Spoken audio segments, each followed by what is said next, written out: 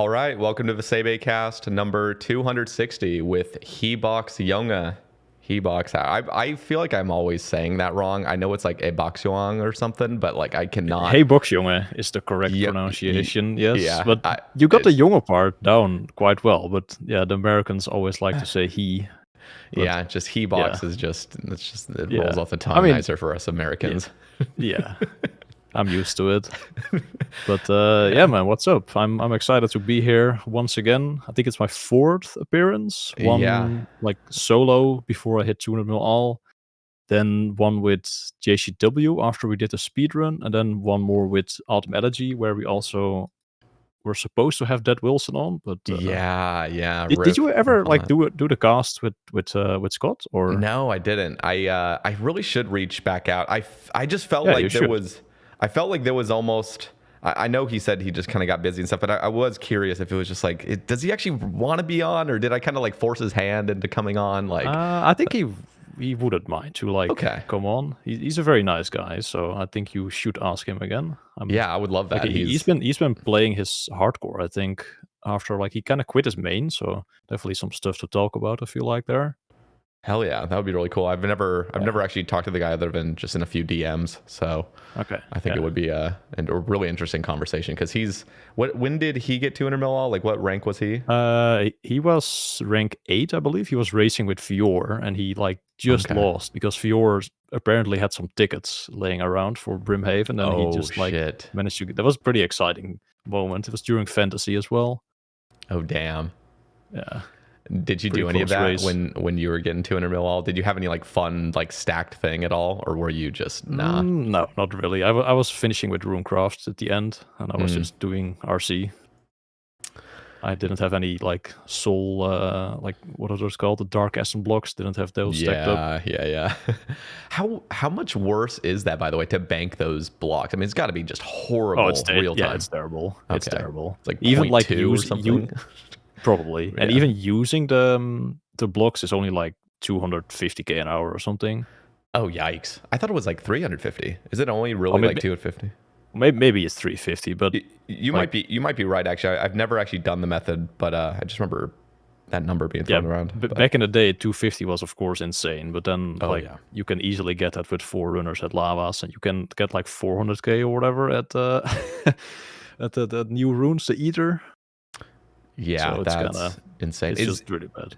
I saw that Thurko video talking about those ether runes. I didn't watch that video yet. I saw it in my subscription box though, but I haven't checked it out yet. Sorry, Lee. He said at the time it was like 15 mil GP per hour. Surely that has diminished because I feel like as soon as methods like that are known, it just crumbles. But it could still be. I mean, really good. It was with the ether. Or the what are they called? The Scar extract. I feel like that just always doesn't really work long term. You can maybe do that for an hour, and then you just have to put in so much capital to do that again for an hour. Oh, you're right. You're right, because that was the only way it was actually working. It wasn't just traditional crafting. No, it was with the extract. Yeah. I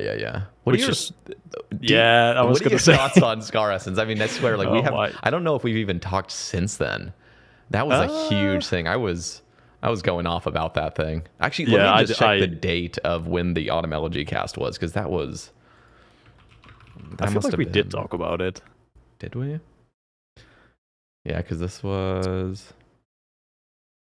We must have, because that was October 2023, and I think that Scar Essence was like September or August, or when they announced it.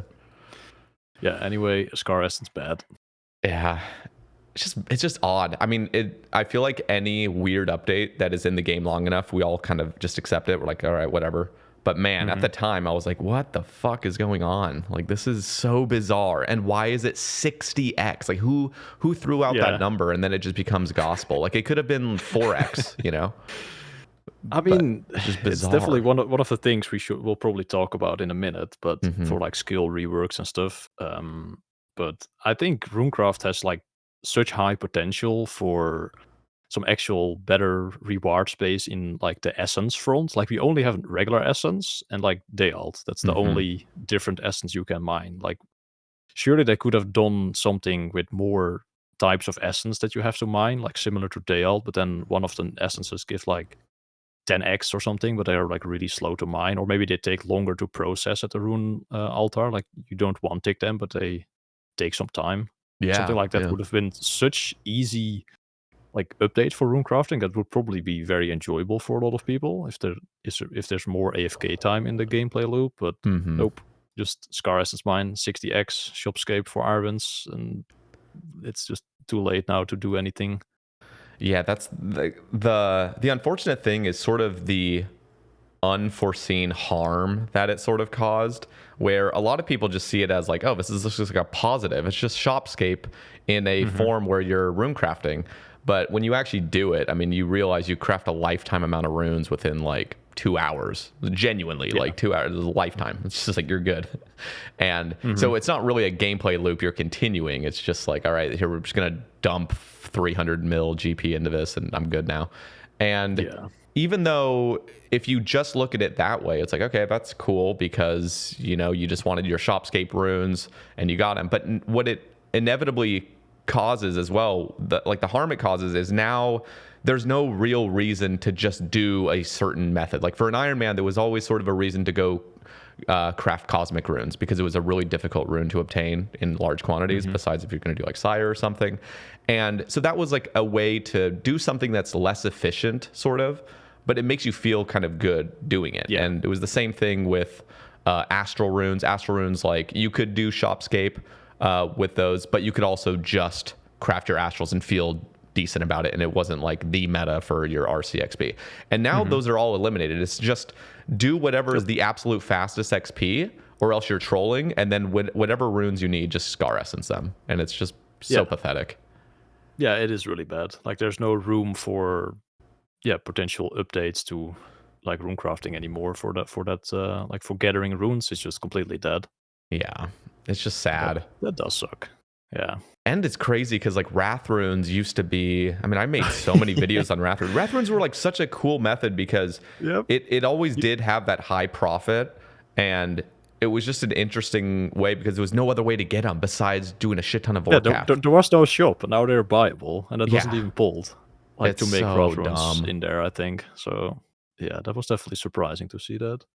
Yeah, and don't get me wrong, like there was issues with Wrath runes, I feel like, which was just the sheer level of it. I mean, I think I brought up the idea for Iron Men, you know, Wrath runes really do have a solid use, and it is kind of bizarre to kind of have to train up to at least 90 rune crafting before you really start doing some Slayer, because that would be how you do it in a, I don't know, like I guess it's not efficient necessarily, but it's a way to make you feel good about using your ashes and stuff with the spell and whatever else. But I brought up the idea of like, what if you could still craft Wrath runes after DS2, but if you're not that level, you just fail it a bunch, kind of like without using binding necklaces and Magic Imbue, where you're just only crafting a little bit.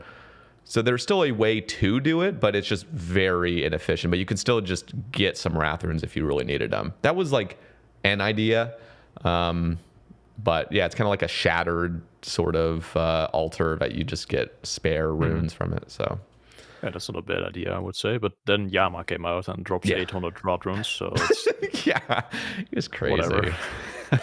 In fact, that kind of leads me to the question of, and I've asked many of my guests this, and I have my own answer, but is this the golden age of, I mean, we just kind of talked about some concerning updates that have happened in the past with old school, but what are your thoughts on this being the golden age of OSRS? I mean, player count wise, absolutely. Like the game is fucking booming, and I do see the argument for like we're in the golden age. Like the JMods kind of have figured out how to promote the game, like how to attract new players. Like that kind of stuff is like on point. But update wise, I do not think we are currently in a golden age myself. There's just too much slop entering the game, in my opinion. Too many updates where I feel like it's a good update. Like it's all right. I would give it like a 6 or 7 out of 10. But it's been so long since I've ever been like excited for a new update to the point where I don't know, like actually wake up super early and just, I don't know, turn on the stream on time. It's always just, I don't really care that much anymore. about the updates. So that is kind of concerning to me because I still love the game, but the updates don't hype me up anymore because they're always just kind of mid.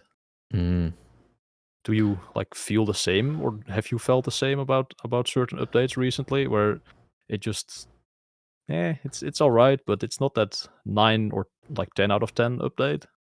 I would say so. I'm trying to think of PVM. Are you more focused on skilling or just across the Just board everything, updates? everything. Because in my head, I want you to kind of point out some more that I may be missing. But I'm just thinking like Yama, Delve, fletching minigame in recent months, and trying to think what else has kind of come out that's been somewhat significant.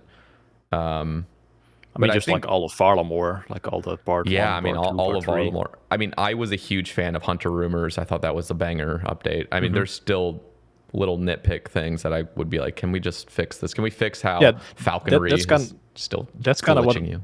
Okay, that's like a different part of the update, but there's usually too many things that are just like kind of obvious that need to be fixed like on launch, but they just don't get fixed. And it just that's kind of my annoyance with the update recently. Like they do an update, it's good, people play, game is booming, but they're kind of just like not really being like too perfect, I guess, with their updates.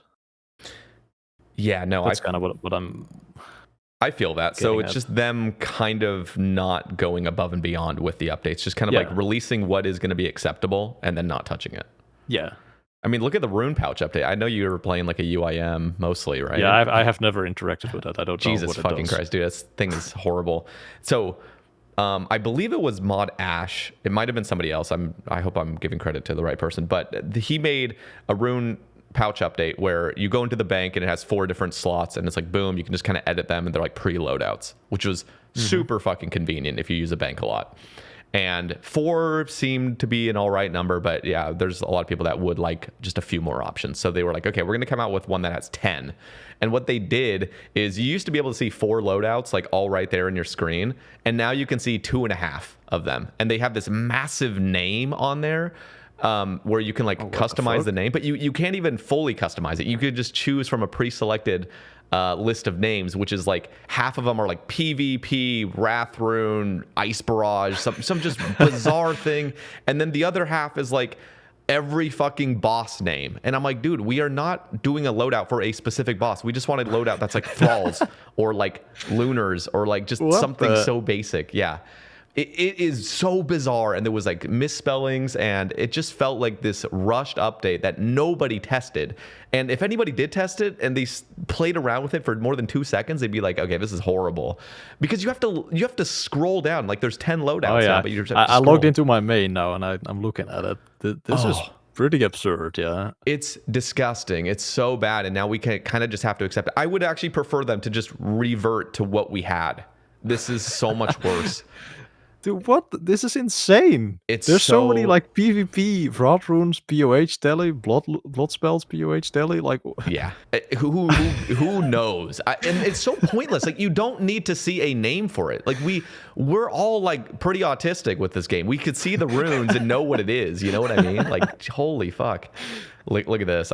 You might have seen this on my Twitter. This is like when the update first dropped on October 1st, and it's like, I just thought it would be cool to have like a 3x3. I just went into GIMP real quick and just edited it so it looks like garbage. But like, if we just had 9 loadouts and they all looked like that, just kind of smaller, and you could just preload them. You don't need names for it. If you really wanted the names, have RuneLite take it over. We don't need the actual game to start dropping all these like, I don't know, names and stuff. Dude, this is fucking fever dream shit, man. I didn't even know about this. And they haven't said anything about it or are planning to change it. It's like, we're just stuck with this thing now. I'm like, oh my God, these are downgrades. Yeah. Yeah, that's pretty bad. So in that case, I think it's bad. But going back to like Yama and Delve, I haven't touched Delve. I'm very, very close. I'm working on my Ultor right now, which I'm like 1,700 kills. So I don't have the axe piece or the Ultor yet, but getting there. 2 out of 3, surely? Yeah, I've been 2 out of 3 for like 1,000 kills. So I'm just like, it's just like every single kill. I'm like, it could be it. I'm like, fuck, this is getting awful, but still fun. It's actually not bad with the Halley. But The Yama was just a banger. I personally think it was a banger. I know some people have issues with it. Yeah, Yama was good. I agree. But have you touched Delve at all? No. I mean, I play tested it, and it was like, during testing, I was not super convinced about it. But that's just testing. You don't really get enough time to actually play testables. Like first, they just let you die 500 times, and then they just say what the mechanics are. So already like an hour or something is just gone for like the 4-hour session. But anyway, I'm close on the UIM as well. I got a couple things to do. I want to do Yama and then probably go to Delve. But of course, Delve itself was probably a very good update, even though it needed like 5 million changes that were also pointed out in testing and magically weren't integrated when it came out. So that was also fun to see. Like all the feedback and testing was just, I mean, they do listen to that, of course, and I don't want to like flame the mods for it, but they probably just didn't have enough time to like add everything to the boss. But I don't know, Farmore itself, I'm not so convinced if that's like a golden age update personally. Okay, what do you think was the best of the 3 iterations of it? Probably the first one, because it was like new and stuff. And although I know the third one was also a banger. It's mainly the second one I'm really, I don't know, upset about with mixology. But second was mixology and Huey. Was that it? Yeah, that was a flop update, IMO. Yeah, I mean, Huey was hyped up as like, you're going to be scaling this mountain and you're going to be hitting this like dragon thing all the way to the top and then claim its loot. And it's like, no, you really, no, this is not it. The boss is almost bigger than a mountain. It is the mountain, basically. It's like it's spiraling around the whole thing. Yeah, like in my imagination, I was like, it almost sounded like a Monster Hunter encounter. I'm not sure if you have played Monster Hunter. No. Like when they described it at first, it was like this huge mountain area where you like find this roaming like dragon, and I was like, that sounds pretty sick, man. I'm kind of hyped for it. And then it came out, and it was just like standing there like a fool, just just taking damage, and you're just like, oh, okay. and the most difficult part of it is just kind of keeping your 3 prayers on. If you're in a trio or larger, like that's genuinely like, that takes coordination. If you lose focus for a little bit, it's because that fucking meter goes up and it can just be at the wrong time. And then you've just lost your little damage boost for a little bit. I just feel like that whole thing could have been reworked. And the whole boss in general just feels so lazily put together. And the waves on the ground, like I know I've done enough of it to kind of intuit how to step back and stuff properly. But on release, it's like, dude, this does not feel right. It feels like you're getting hit by waves when you have clearly dodged it. I just feel like they need to line those visuals a little bit better. But the whole fight is just so pathetic. And the way, I don't know, the items themselves sucked. I mean, I know they've made some adjustments to it, but yeah, but that's also kind of like my thing with the not being in the golden age. Like they do these updates, but then it requires like so many changes that take like weeks and weeks for like development. That also takes away from like other updates that they could be working on. Like they're kind of shooting themselves in the foot by just rushing these updates, because they always have to like do so much work post launch to make them like actually decent. Yeah. That is fair. I want to get your take. Well, there's 2 things I want to talk about, which is mixology and Moons of Peril. I did see your latest tweet when we already kind of touched on that a little bit in our DM. But let's touch on mixology at first, because I want to hear your overall take on that, what they did right, what they did wrong, how you feel about the minigame as a whole. It's been a minute since I've like done the minigame. I've done it on the UIM for the chicken barrel, of course. But on launch, it was honestly, they nailed it. It was almost perfect, I think. There were a couple things they could change. There were a couple bugs with the digweed, but sure, that happens. They could fix that in like the same week. But then they had this like spreadsheet, they said, like we had this carefully calculated out so that it's not too overpowered for irons and that kind of stuff. And then Reddit was just complaining like the entire time. And they were like, you know what, the spreadsheet that we have perfectly calculated everything, and it actually was balanced. They just threw it out of the window and just buffed it like times 3 with the points and then also the XP. So times yeah, 3 on now the it's XP? no, not times 3 on the XP, but they did some 40% thing on the points, and they just made like they changed the levels on what's it called? Like the potions you have to make. Like the mix-a-lot was not the highest one at first. It was the triple L one that was the highest. Oh, really? And they shifted everything around. So now the points that you gain if you like do all the orders is just like not matching up to the reward points as well, I believe. And yeah, the Interesting. XP just they allowed for multiple potions to like be turned in or something, and that just like buffed the XP by a bunch. And then yeah, Herblore was kinda not really ruined. Like there's still a place for mixology, but yeah, I was not happy about that change. But the overall feel of the minigame is decent.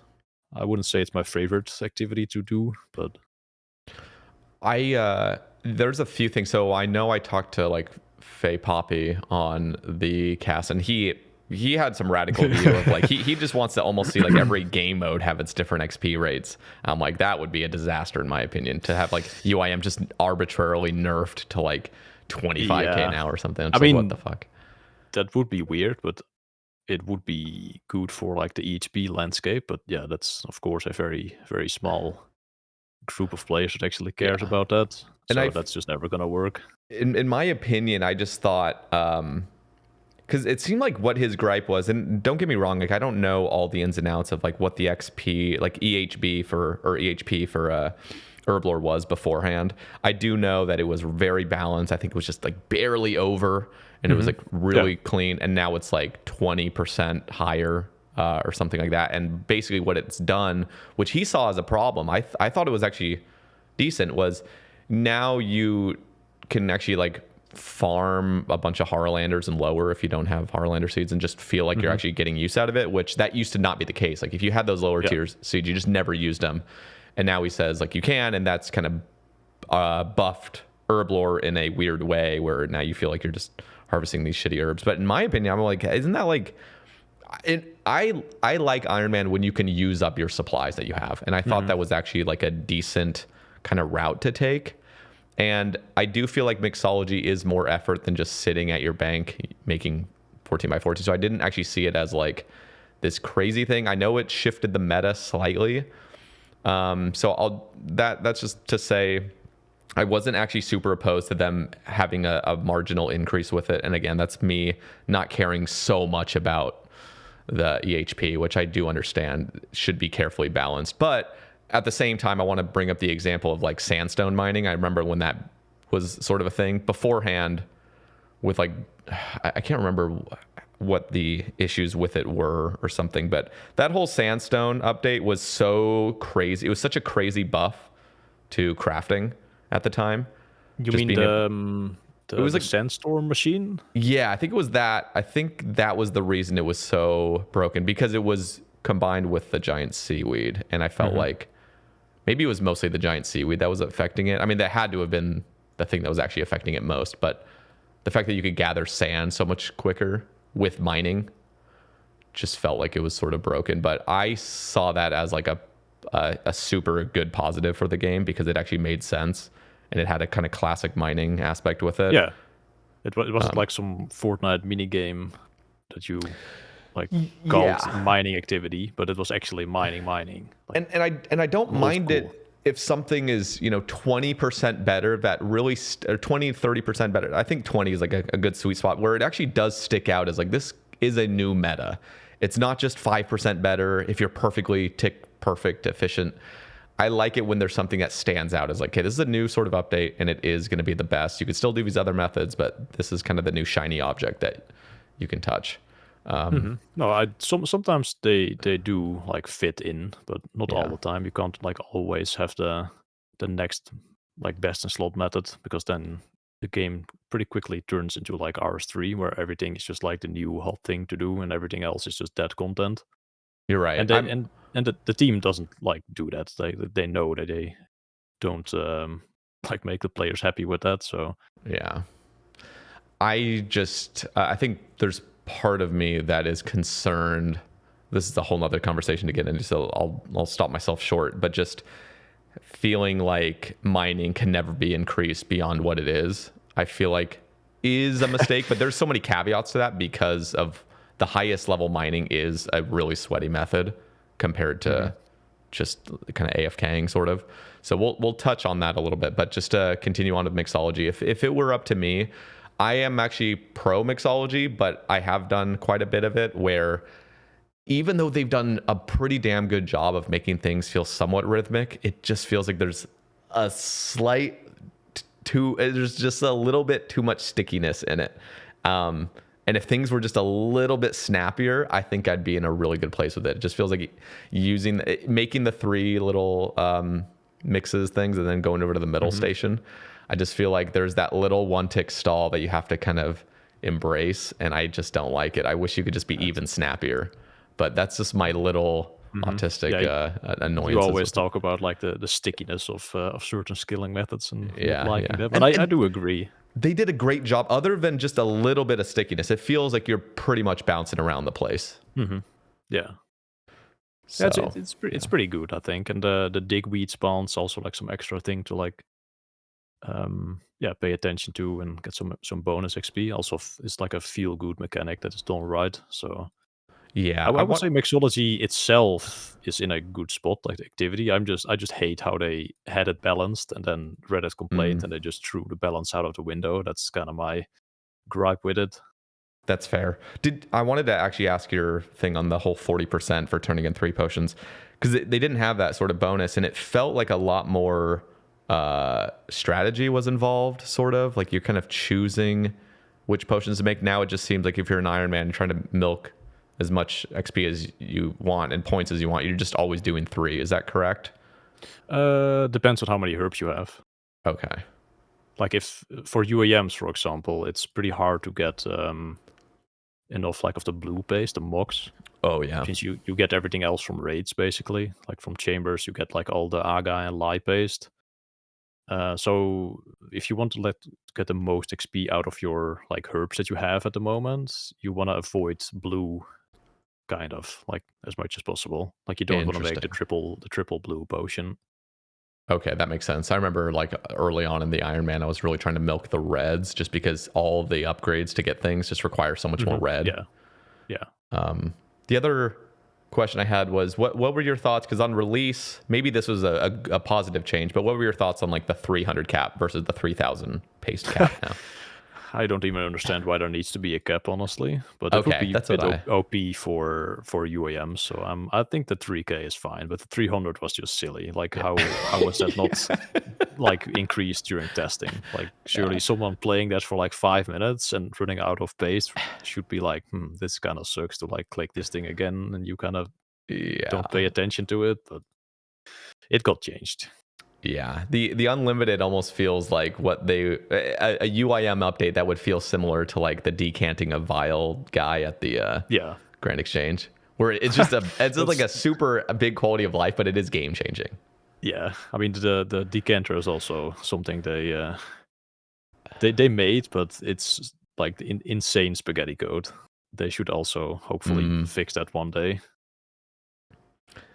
I don't actually know the spaghetti code about it, but I do know it's a little glitchy when you're trying to do like the lower decants, like going from like a 4 to like a 1. Yeah, like the whole decanting process happens in your inventory. Like if you don't have space, it doesn't decant. That's the thing. Oh Jesus, weird. Like it actually decants all the things at like super speed. Oh, is that what it's doing? It's not just like doing a mental math and like here poof. Yeah, no, it's actually decanting them like instantly, but well, not instantly because it takes a little bit. Like there's a stall of like 5 seconds, but yeah, it's kind of weird, but interesting. Definitely a UAM thing, and not many other people would actually interact with that. But yeah. Okay, so I want to touch on Moons of Peril, which it sounds like you just experienced. Is that right? Yeah. I was like I don't really stream that much at the moment, so when I get home, I just do like boring CA stuff because I'm going for Grandmaster without Mega Rares on the UAM. So I was just checking off a list of like boring shit, and Moons was on there because I didn't really want to stream that. So I was doing Moons like a couple hours every night. And at first I was like, oh, Moons, all right, there we go. Like everybody was talking about Moons recently, everybody hyping it up. And I thought it was going to be a great experience. And you know that meme where you're like that black dude is like smiling at the screen first, and then he looks like sad. Yeah. That was me like during the first experience. I was like, oh, this is gonna be great, and I was like, Oh, no. what is going on? Like I thought it was supposed to be fun. Like why does this feel so incredibly awful?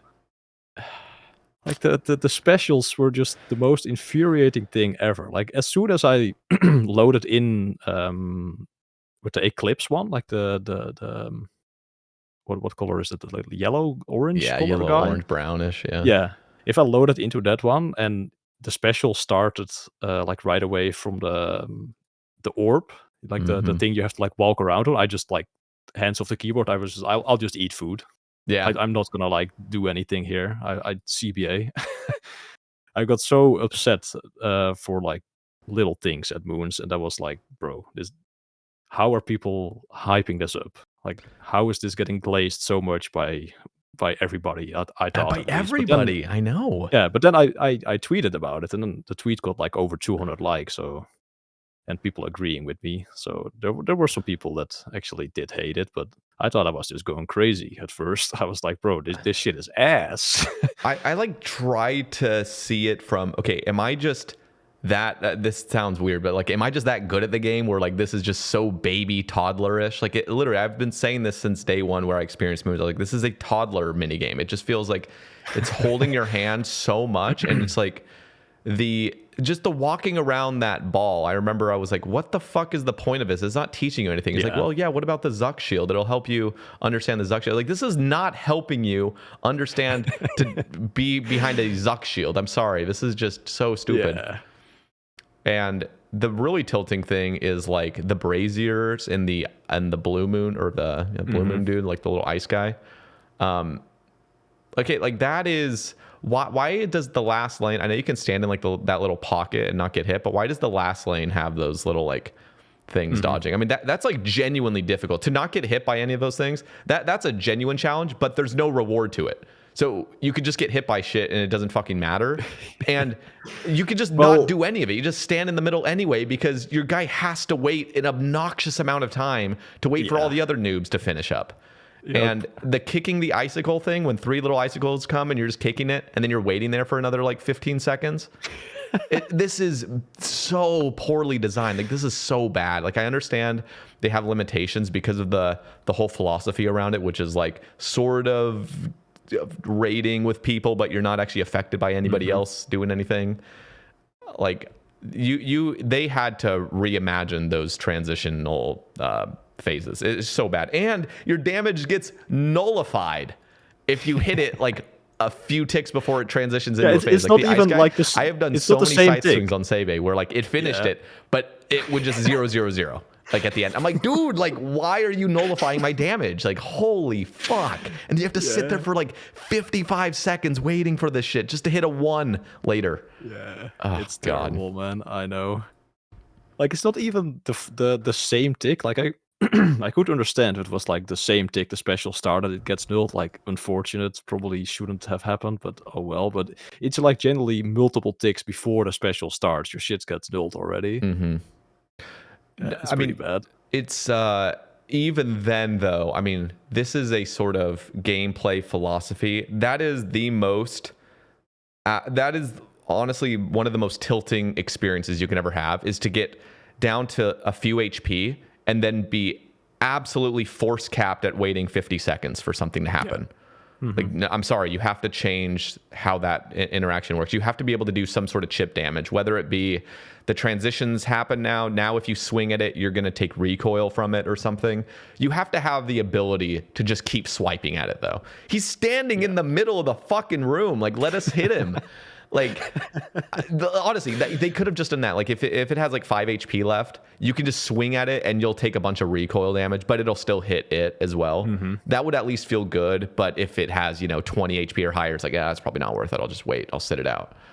I mean, they should have just made it so that you could like hit it for like a lot less damage, but just up the HP or something. Like if you can still hit it during the special like downtime, that would just feel so much better than standing around, even though it was like reduced damage. But they could just up the hit points by like 100 of like all the bosses, and then just allow you to hit the boss during specials. Like kill times would be the same, but it would just feel infinitely better. Yeah, or just make it so if you actually interact with the little transitions, you get some like power up or something for a certain duration for later fights or something. Like, it just feels like it's not rewarding. All of that shit, you can just sit there. You don't need to do the icicle kicking shit. Just sit there. You take like a 14 damage or something. Yeah. You just get your weapon back. I saw so many people just not do the mechanic. I was like, bro, why are they just standing around? Are these broken bots or something? But no, people just know that the mechanics doesn't, like the special doesn't punish you like severely enough, so you can just ignore them. It's so bad. It's crazy, yeah. I Blood Moon, like, I understand to some degree they needed to make something balanced where you can't just jump in there immediately as a pure or something and just get a bunch of cool armor or something. Not as a pure, but just like really shitty defense stuff. Like, I understand they wanted to go about a route where like maybe you should do barrows first and get some tank gear so it actually benefits you to some degree. I guess the only other issue I have with moons, because they did a lot of things right, and I do want to say, like, the potions, making it so the potions do everything. They just boost your stats, they heal your prayer, they heal your run, everything. Like, that's a much better route to go down than having like 3 different ingredients or something. Gathering the food also feels pretty good. I know Mod Rice made those, and I think those are pretty solid. Yeah, they feel kind of... Really? I found those kind of slow. I always do the fishing, but yeah. The fishing might be better just because of where it's located, but I always love the hunter stuff because you get it, and then when you cook it, you get 3, and they're just like 33 healing things. Yeah. Oh, I didn't know you get 3. Yeah, like per catch. So. Oh, there's 3 lizards, you mean? Oh, there's 3 lizards, but when you get the lizard, you cook it, and it turns into 3 food. So you get 9 instantly. Yeah, you get 9 basically. So. It's really solid. I just kind of like preload it because you can just hold a bunch of them, and then when you cook it, it turns into 3 later. So it's kind of like you're sort of storing them a little bit. Okay. Yeah. So those were my preferred. It just the only annoying thing is your initial run when you're first trying to just get a few food. You don't really need to do that, honestly, if you just do Eclipse first, because right after Eclipse, when you're going into the ice place, you have a little hunter thing where you can kind of just do it on the way. True, yeah. So that's sort of how I did it. But so they do some things right. I do like the aesthetics of the place. It looks fucking beautiful. Absolutely. Can't deny it. Absolutely, and the chest does feel, I guess my only concern is that I feel like it is a bit overtuned. It feels like the one place where you can just get a full tribird setup. I mean, you get everything immediately, and even if you go dry, your Iron Man gets pimped to the gills with genuinely valuable resources that are like super huge. So I feel like it might be a bit overtuned, but I don't know. Yeah, it's definitely for the mid-game irons, but totally. I guess there's nothing wrong with that. There's nothing really wrong. It's just the fact that it does almost feel forced. I have not gotten any Moons items on this account. Like on my Baby Iron, I was like, fuck that place. I'm not going to it. I'm going to skip it out of like just spite. And I'm happy I did it in a way, but I do understand what I missed out on. And I mean, when you get like full Eclipse and full Blood Moon, like that shit is fucking powerful, like truly powerful gear. And it feels like it kind of just can get you raids ready immediately, which I feel like is bizarre to just have one place get you raids ready, kind of. I don't know. But, yeah, I don't know. I was just shocked that I was just so surprised that it was just a horrible experience actually doing the content. I thought it was going to be one of these new magical like mid-game things like Scurious. Scurious feels amazing, and I thought Moons was just going to be Scurious Plus, but it was not. It was absolutely not. I mean, just the fact that you don't even need prayer on.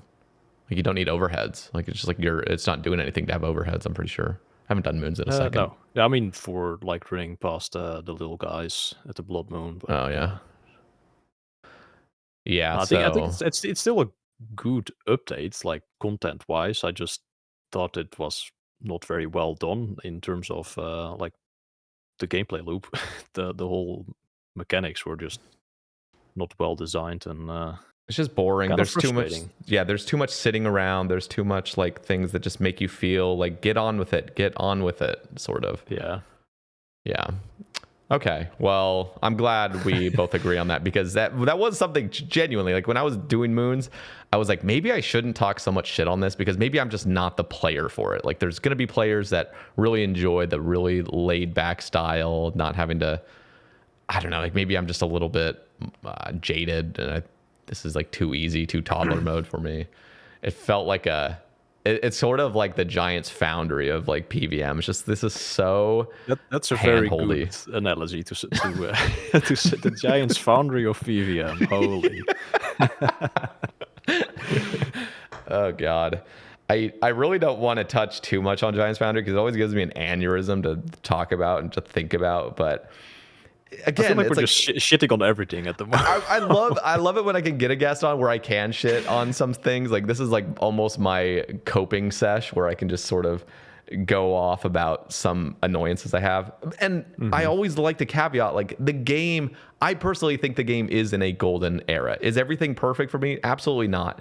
But it could be so much worse. Like, we could be genuinely in a horrible place with this game. Oh, and they have been so careful with so much. And they're trying to balance it with all these new players. And I understand, like, you can't just cater to me and high level players all day. Like, it's just not feasible, and it's not good for the game. So I think they're doing a decent job with balancing. They're doing a very good job. They have like kind of mastered like running this game at this point. They were definitely in a learning process in like 20, I would say 16 throughout 20 or something. They were kind of figuring out things, but I feel like they have kind of perfected the old school RuneScape formula in a way. But as you say as well, is the game perfect for me? Absolutely not. There's so many things I would change, and so many things I dislike that Jagex is not like actively like paying attention to. I feel like that, of course, is skilling, but skilling bad, PVM good. And there's so much potential for skilling. There's so much room for it, and I just feel like that's never touched. And I guess the one thing where I almost have to shut my eyes to part of why I see this as the golden era is I sort of have to play this game with a much more casual attitude. That's what makes the game more fun these days. You can't really enjoy this game a ton and think it's the golden age while being competitive, because everything's getting devalued to a pretty substantial degree. I know they're still careful with things, but as an Iron Man 8 years ago, it felt like doing a big grind or something is truly going to like benefit you in the long term. And then when you see just things that were coming out over the years, I mean, Wilderness is a big offender for this, was just shitting out supplies like none other. I mean, Callisto massing, getting a shit ton of clues and making like 8 mil GP an hour to just click a boss a singular time every 30 seconds. Just felt extremely private servery, and Revs was a huge private servery thing, and it just feels like there was so many drop tables that were extremely saturated with supplies that didn't feel good for me. Yeah. But as soon as you get out of the competitive mindset and you're not really competing with other irons and stuff, because that's how I was playing. That's the kind of fun I was having, was the sort of competition of like being amongst the best and like trying to have a huge bank and stuff. And it just feels like that these days playing that way is exhausting, because everything gets devalued a lot. Yeah, that is true. I don't really mind things getting devalued in that way, but it does like kind of paint a picture that they don't really want to do anything about scaling. They still have this fear of making skilling like actually worth it on like accounts, because people generally don't like skilling. So if they come out with methods that are actually like better than, well, let's say if they didn't come out with those drop tables in the first place, they would have more people skilling and probably complaining about skilling, and they don't really know how to update, or they're kind of scared of updating skilling, it almost feels like. So they'd always default to these like drop tables that kind of make it so that you don't really have to skill anymore on an iron. At least that's what it feels like to me. Mm. I And I mean, don't yeah, know that's why they are this scared to actually put some people on on like the skilling branch of like the Jagex team. Like there's not really a dedicated skilling guy, it feels like to me, on the team, even though you have mm, like Mod Nox and Arcane, I guess, that are kind of like the dedicated PVM like guys. At least that feels like it yeah. from like an outsider's perspective, but they don't really have that for skilling. I feel like Husky and Elena could be that, but they've been so locked in on Yeah, sailing for the past couple years. that's Sailing's fault. Yeah, taking so much time away from like those. Husky, of course, is the goat, but He is, yeah. and he's so aware. Like I feel like I just saw a clip. I mentioned this on another cast. I think it was just the last cast or something. Like there was a clip that somebody linked me on X, and it was just Husky being very aware of like shortcuts. He wants snappier shortcuts just as much as I do. Like he Mhm. is kind of just saying like how much better would the game feel if these shortcuts truly felt shortcuts. Like they felt like you're getting somewhere quicker and it felt snappy and bouncy. And the fact that he's aware of that, and as soon as he's off of sailing, he could actually start like going in and like fixing things and like making it feel good. I mean, he designed Sepulcher. That's fucking impressive for not having anything like it, and then to come out with Yeah. that banger update. That was so Mhm. impressive. Absolutely. But the thing is, like you say, like he can start working on fixing things like that, but he can't really. Like it depends on what projects gets That's true. put on like next. Like if the team like needs another update that they have on their roadmap, and Husky is the guy for that, he still can't do anything. That's kind of the issue I have. They just never have like actual good skilling updates on their, or like Mm. skilling reworks on their roadmap. It's always just new PVM thing, or here and there skilling minigame, because those do well with like Reddit. They're always playing it safe on skilling. What is your like main philosophy when it comes to good skilling? And I want to sort of preface that before I let you answer with thinking back to an old time in this game, like 10 years ago, where people literally thought the way you make skilling good is have the most masochistic experience of all time, and that's respectable. Like whatever can be the most annoying, the most stupid, that's respectable, because nobody wants to do that shit. And if you do it, you're like grinding through the pain, and then that's like, wow, you're a fucking beast for doing that. And I just want to hear your sort of philosophical take on what actually makes skilling good and what you would want to see like going forward with the future of skilling. Well, currently I play an Ironman, or an UIM rather. So I'm more looking through the lens of like self-sustained like account progression. Mm-hmm. And the problem with skilling in like the overall aspect is that it's just not rewarding enough, and that's because of PVMscape. Like the drop tables are too strong. There's no incentive to actually go out of your way to skill. Because let's say if the drop tables were like severely nerfed, or like they were never that good, skilling for your supplies would actually feel good, because it's the best way to get those resources. But currently, it just does it better, because you're going for your PVM items and you're getting more like logs and ores and fish than you could ever like fish normally. That's the whole problem with skilling, in my opinion, right now. And to For make that feel yeah. good is to actually have a meaningful like gameplay loop for skills, where you actually train the skill, like first of all, because yeah, XP is important, levels are important, but you also need to like get a benefit in items, or like tie certain skills together. Like mining and spitting is a good example. They are completely separated at the moment, because they always come out with like mini games for both skills, and they don't like have this, you mine the ore and you smelt the ore into a bar, and then you process the bar. Like that gameplay loop doesn't really exist anymore. on Iron Man. Like, you just buy gold ore and blast furnace, or you buy armor from shops and you go to Giant's Foundry. And mining, you just do like granite or shooting stars with no resource, pretty much. And I just despise that Jagex just moves away from like this identity of the skills that are actually tied to other skills, and they just say like, oh, we need a mining update, let's do this isolated mining thing that just puts smithing further into irrelevancy. That's kind of what I would want to see, that they actually go back and try to tie those skills together again. Let me hear your take, though, from a perspective of a main. I mean, you grinded 200 mil all. So what was, because in that realm, there is no necessary like coherence that needs to be followed, really. It's just like whatever's the fastest or whatever's the most efficient or whatever's sustainable, I guess, if you're going long term.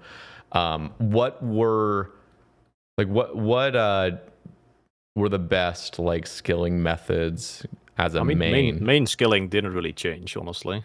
Okay. Like, the efficient methods are still the same. There's some new discoveries now and then. Like, still for construction, there was some pretty crazy like 2-tick flat pack methods that came out pretty recently. But for main skilling, it's kind of the same, and it still probably feels good to like skill, because there's still gamers out there that drop huge weeks in competitions. But it's just like the community has just died down a little bit. That kind of made me feel skilling was I don't know, not as fun anymore. Yeah, just I mean the competition's just gone. Yeah, I think that's the competition is gone for like overall ranks basically, and I don't think that main skilling is necessarily in a bad place. Like, the methods are. I mean, the multi skilling gets a little insane sometimes, where you have to like do artifacts with like making potions and fire making, and do sepulcher with like gem bag and that kind of stuff. Yeah, It's a little silly, but I think main skilling is still a good spot. It's just like the community has died down over the years that made it look like skilling is dead. What is the is fishing still like barbarian fishing? No, driftnet. Sort of. It's just all driftnet. Is that for hunter too? How much hunter do you get from driftnet? No, you finish hunter first. You get like 150 mil fishing from 200 mil hunter. Oh, I see. God, I fucking hated that method. I'm sorry. Driftnet sucked. Driftnet saved my life. Yeah. Did you? I can't remember. Were you one of the huge fans of it? I thought that shit was awful. I know it's so good for XP, but holy fuck, the method is painful. It was pretty boring. I did a couple 100 weeks like back to back of that, and I struggled a little bit. But Driftnet made me realize how like silly it was, first of all, but also how much I disliked gin hunting back in the day. Like, I was not gonna do black gins because I hate wilderness stuff. Yeah. So I was kind of stuck with red gins, and I don't know, I hated red gins back in the day. So I was very happy that Driftnet came out and kind of just bailed me out for hunter. That's fair. I remember just doing like 2 hours of driftnet fishing one time because I was like, oh, I'll just go make some of those nets or whatever with the jute fibers or whatever the hell they're called. Oh, yeah. And I was like, oh, this is going to be so cool. I'm just going to do these farming. And I went there. I was like, what the fuck, dude? I'm just it feels like aerial fishing. Like driftnet fishing and aerial fishing feel very similar to me. We're just... technically there is rhythm to it because this is a rhythmic game, but it feels like you're spam clicking. I hate that. Yeah, kinda. I mean, there's still some like things you have to time with, like replacing the nets. That's true. A little bit of a niche thing you could learn, but it's a pretty dull method for like two skills that are pretty complex for themselves. But yeah, I was able to do big weeks, and I finished probably a couple ranks higher because of it. So I'm a driftnet enjoyer. Okay, that's fair. Let's hear your plans for sailing. What are your expectations on launch? I guess just overall expectations. Do you think it's going to flop? Do you think it's going to be a banger? And then what are your plans for it? Are you going to be going to 200 mil for it? I will be going for 200 mil, and I will be playing a crazy amount of hours, hopefully.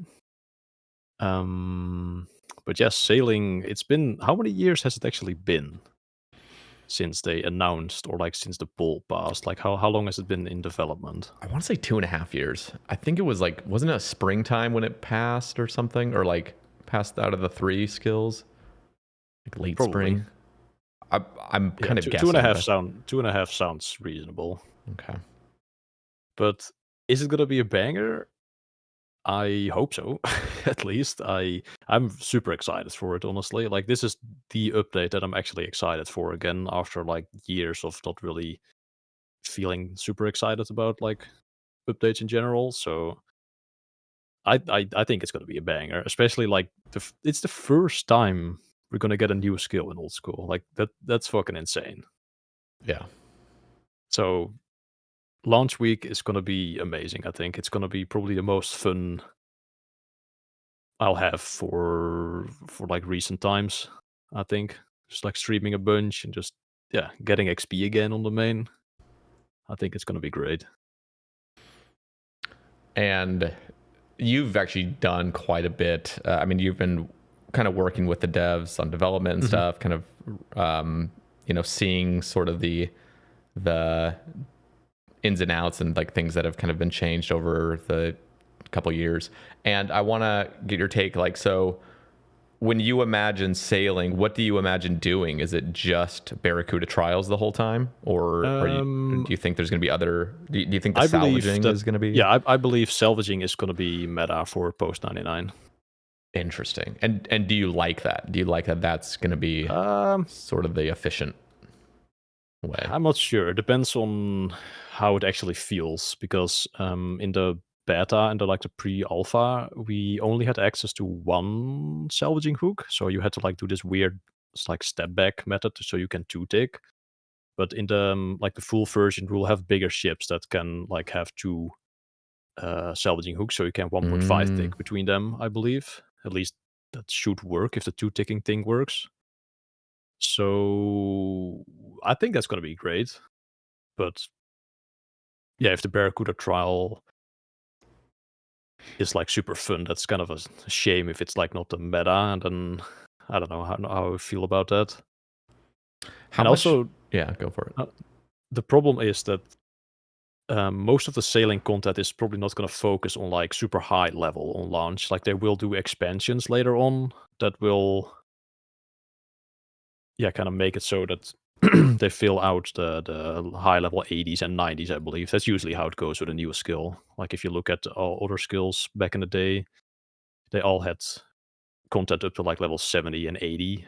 After that, there's not really anything. So I feel like the Barracuda trials that will be added later for like let's say that they add a level 90 Barracuda trial, and that might be a banger, but I'll probably be 200 mil by then already, and that kind of sucks. Yeah. That prospect of like just finishing the skills before it like actually gets fully developed. And it sounds like they're going to have so many combo training methods. So like sailing plus sailor or slayer, sailing plus fishing, sailing plus mining, all these things. And I feel I'm not sure about the sailing plus slayer, actually. I don't think that's coming out later, not on release. Oh, okay. Yeah. But yeah, on release, I think it's just a few of them. I think mining and fishing. I think it's just fishing. Is it just fishing on release? Yeah, okay. I don't think mining made it. Okay, well, just the fishing for now. I mean, it feels like there's going to be, at least over the next couple of years after the launch of it, it feels like there's going to be so many different ways to train it depending on your goals. Like if you're just trying to do exclusively sailing XP because you're already 200 mil and all the other skills, then I feel like there will just be one specific thing. But if you're trying to multi-skill, I think there's going to just be so much variety with sailing. I have to say, I'm a bit concerned with the salvaging method, only because even though it has that sort of classic skilling vibe to it, which is just very much lock in, bang some trance, and just do this tick manipulation method, which, don't get me wrong, I love tick manipulation, especially if it's not knife logging every time. It sounds like if you have 2 salvaging hooks, you can kind of just go back and forth without knife log. Is that how I'm imagining it? Or is it still knife log between? You still have the knife log. Really? So it's not going to have a sort of... I was imagining it was sort of like the Fossil Island trees, where like there's 2 of them that are just within 2 ticks, where you can kind of do like a 2. Maybe you could do the 2 tick, but I don't actually know if it has the double roll mechanic already built in. If you step weird. It probably doesn't actually. Those are very exclusive to player grown trees. No, it happens because of the stall. Like the stall creates the double roll. Yeah, but with well, I'm just saying with like player grown trees, like there's a way to just use an axe and just step in a weird way where it creates that roll as well. We're like mining. Maybe that works. Yeah, I'm not sure how many ticks like the default speed is of salvaging. Like if it's more than 4 ticks, I don't think that works. Because for woodcutting, you need like the 4 tick thing to like do that. Yeah. Interesting. We'll have to see. But are you concerned in any way of like that being what you do? Like, would you prefer it to be Barracuda Trials the whole way? Something that really feels like you're sailing your ship? No. From a selfish standpoint, I hope it's gonna be the salvaging. Because like, imagine this. Okay. Like you're 36 hours into a stream, and you're just like falling asleep, and you're just trying to steer your ship in like some precise way, and you're just messing up, and you're just getting angry, and you're tired, and everybody laughs at you, and that sounds horrible, man. That sounds generally horrible. Where I'm just sleep deprived, trying to just like do this specific maneuver with my ship, and I get stuck and I die. And no, I don't want that. I would just want to brain off tick manip till I don't know, go to bed.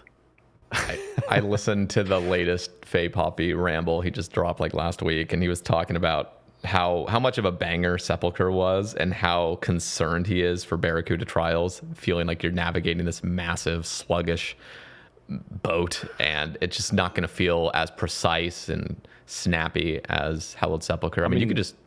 Yeah. It's of course, you can't expect to get 1-to-1 like replica of Sepulcher with sailing. Like that's just not going to happen.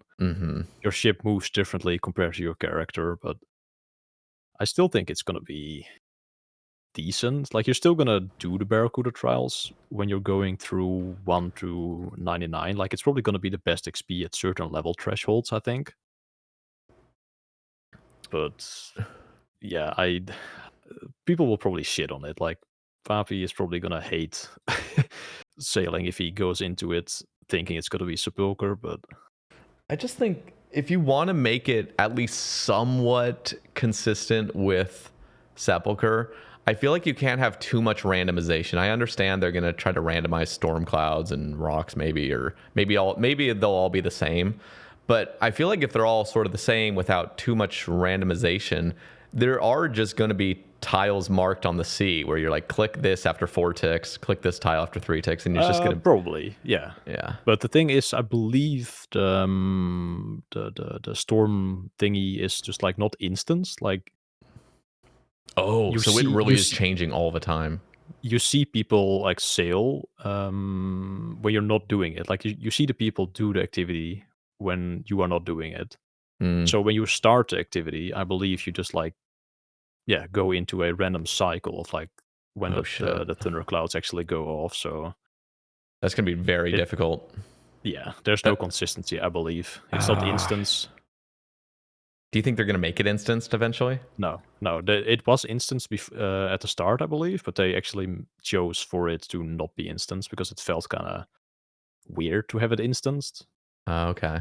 Like I would say the overall feel of like seeing the activity or the skilling method, it feels better when you see other people sail around like thematically. Okay.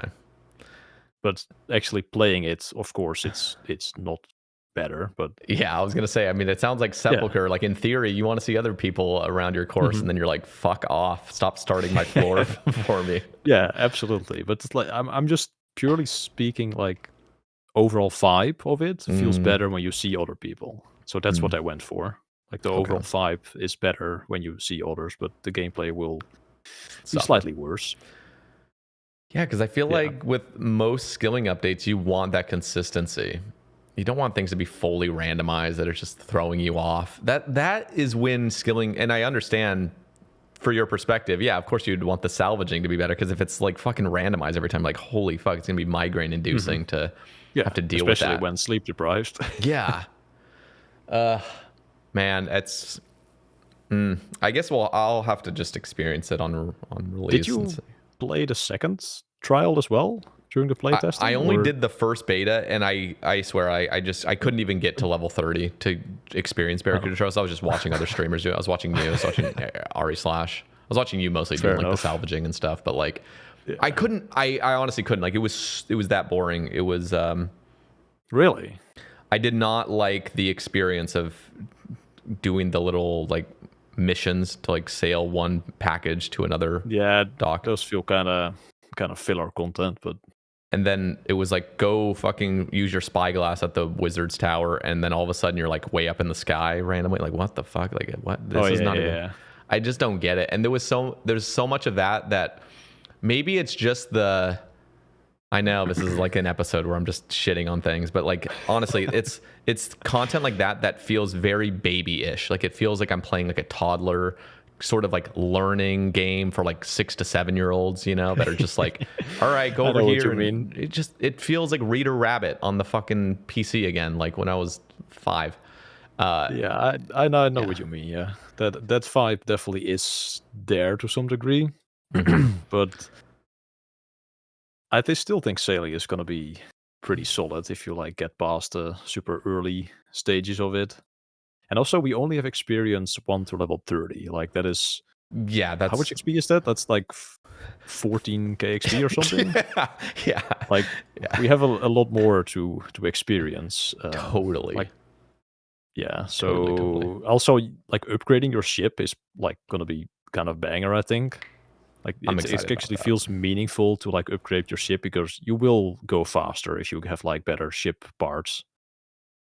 That's gonna be cool. The thing like, I'm not sure what I'm not sure what I can say from like the playtesting things without like breaking NDA, but it felt a lot better when you were higher level. Okay, that's good to know. It sounded like because my real concern was how slow the ships moved.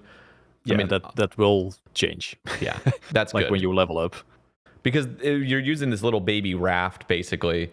You're just standing on it kind of, and it's like you're going 1.5 tiles a tick. Like this is slower than running right now, and you're on the sea. So that's sped up, and it sounds like that's easily going to be the case.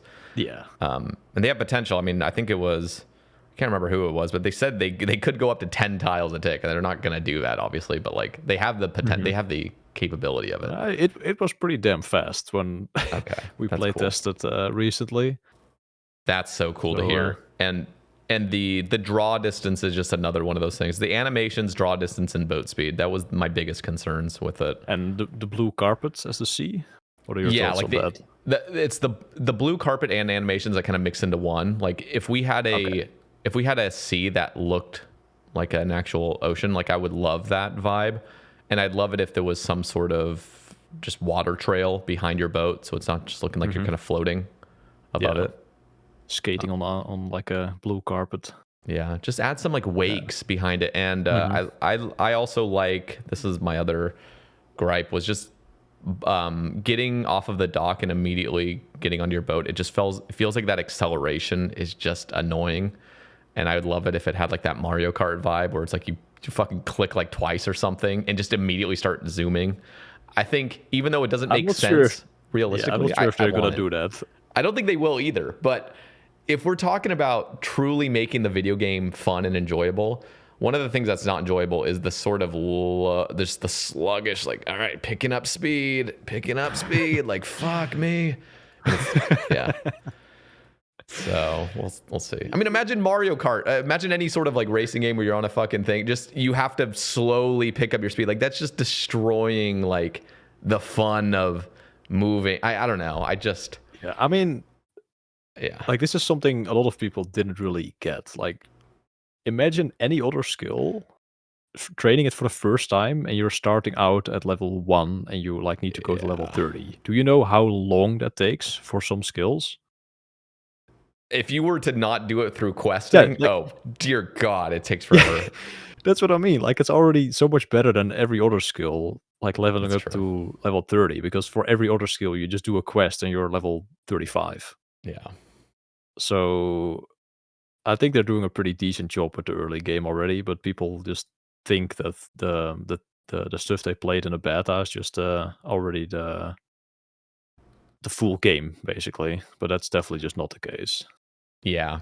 And I was quite aware of it, of just thinking, dude, if you were to do a beta of any skill in this game, you would be like, scrap this now. Scrap this fucking now. Like, we are not having this. Like, if you were to do Slayer, it's just you're doing one task, basically. You're like, kill fucking goblins, and you're spawning at level 3. Like, go kill like fucking 300 goblins to get to level 30. You're just gonna like, yeah, you're gonna be like, what is this garbage? And that's arguably one of the best skills in the game. Like, people think Slayer is one of the best skills. So also people hate Slayer as well the most. Like, it's always people's least favorite or favorite skill. For skillers, it's their least favorite. For non-skillers, it's their favorite. I feel like, generally speaking. Yeah, but Slayer There's definitely has flaws exceptions. on its own. But actually, I wanted to touch on that. I know that wasn't one of the things we had kind of discussed, but you had a few similar takes to me with the Slayer. I mean, what the fuck is going on with the Fossil Island Wyvern thing still being a blockable task for like 500 points, man. but you can't just...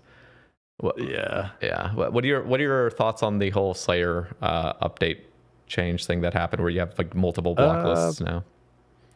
Overall, good. I think I made a video on this actually when it came out, but yeah, there's definitely things still very wrong with Slayer where they could improve it, but yeah, there's just not enough time to like act on feedback with the project rebalance. Like, I talked to Rise and Arcane because they were working on it. And they agreed with the points I like pointed out to them. They were saying like, yeah, this makes sense, this would be cool, but Project Rebalance isn't a kind of project where they go out with a block and then go back and forth like 4 times on things to like make it good. They just kind of didn't have that time internally, so I was like, oh okay, I guess that makes sense, but rip.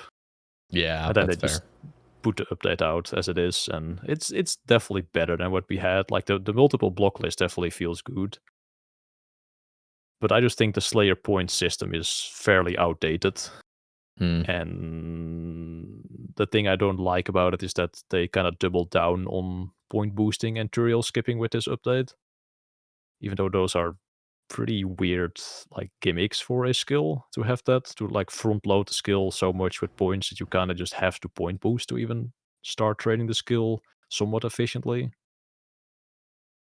Definitely kind of a design flaw, I think, but it's still a decent skill. It's probably my favorite skill if you're like actually progressed for far enough that you have like all the tasks unlocked and all the blocks. Yeah, but the early game definitely isn't in the best places right now, I think. Totally. What if you had to give your main point? I mean, it sounded like how would you, I guess, briefly solve the sort of point boosting gimmick? I mean, what did your video say? I made 2 videos actually. I had like one earlier, like even before everything like got proposed as a change. I just had a Slayer idea that was more similar to the RS3 style of Slayer, I think. I don't really know how our Slayer works there, but it kind of had a do list instead of a block list.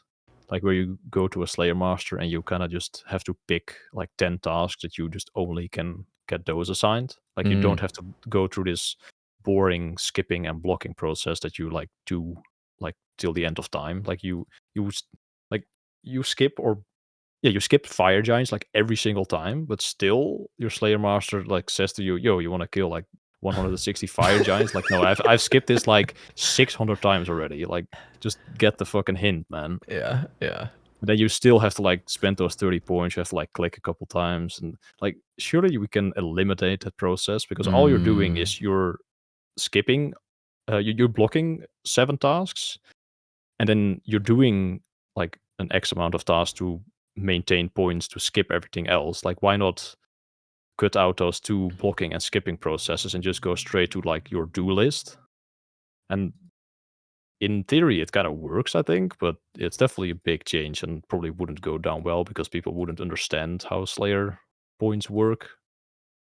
So that would be my ideal solution for it, but I don't think that's ever going to happen. Now, what are your thoughts on the Imbued Heart and Eternal Gem? Mostly Imbued Heart. This is, I don't really focus on this too much, but I know the community when it comes to absurd drop rates, Imbued Heart is one of those that feels very much like you could just never get that. I mean, you could get it, but you could easily spend 50 mil Slayer XP trying to go for an item. And what are your thoughts on that? It's only like 100 hours till raid, right? If you like efficiently Tureel skip for spokes and Oh, is that the case? Yeah, I think it's only like 100 hours, maybe even less with the new changes. And a rack size being faster. That might have helped potentially. Yeah, so I don't think it's in that bad of a spot right now. Okay. It's a bit of a weird grind. Like the item is so OP. And it is. It's kind of like you kind of have to do this weird gimmick where you skip like with a level 1 Slayer Master to get your best tasks over and over again. I feel like they could add the Imbued Heart to, or they probably can't do it anymore, but they probably should have added it to like some boss as well or something. Or maybe every Slayer boss drops a piece of the Imbued Heart. I don't know, I'm just yapping here, but some other alternative way of getting it would probably be good for the overall like fun of the grind, because resetting your streak for Erexites and Spoke Devils is not fun. Yeah. It's not a fun grind. What if you could get it from the brimstone chest? I mean, that's an alternative way that would be thematic, so I wouldn't mind it. I'm almost, dude, oh my god, I just had a flashback to the 2,500 noted 4-dose bruise that just dropped on the ground after killing a fucking flesh crawler or whatever the fuck. Oh no. Yeah, no, but I feel like it's not that, I don't think about the Imbued Heart often. I think they've done a decent enough job. I mean, I thought it was super fucking bizarre that you need to get elite CAs to now have a 25% higher chance. Like, that's dumb. Yeah, that was also my Slayer proposal. Just get that shit on like the actual Slayer progression. Yeah. Like if you're leveling your Slayer, you should be, I don't know, getting an increased chance of getting superiors. That does not need to come from CAs. Yeah, Same with the cannon thing, honestly. Like the cannon thing should also come from like smithing or something, where you smith like your better cannon yourself, where you can hold more cannonballs. Totally. Yeah, let's briefly touch on CAs, actually, just rewards in general and what your overall thoughts are. Do you think there's too many tasks, or do you think it's fine and it's going to keep growing too? 625 is, give it 5 years, we'll be I'm near currently over halfway on the UIM in terms of like task numbers completed. Of course, I haven't really done all of the hard ones. And I'm currently going for Grandmaster on the UIM without Mega Rares because I got shafted at DOA. And I just don't want to get any Mega Rares anymore. I'm just done with now. Yeah. But there's definitely some bloat tasks, yeah. Like some tasks that just like, oh, all right, why is this on there? I was doing Temporos last night, man. I was PVMing at Temporos. What are your... I get it to some degree. I think the annoyance just comes with... Yeah, I don't know. I get it. It's like they want everybody to feel that taste of it. So killing a fire giant, here's your dopamine for having done that. And that's fine and all. I think they do just come out with too many with like raids. I think, didn't Toa drop like fucking 50 or something? They had a lot, yeah, with Toa. What are your thoughts on the rewards of it? Weird. They kind of just 51. They kind of just made up rewards that are not terrible, but they just slapped everything on CAs, and it didn't feel really thematic for most of them. Yeah, I'm all right, generally speaking.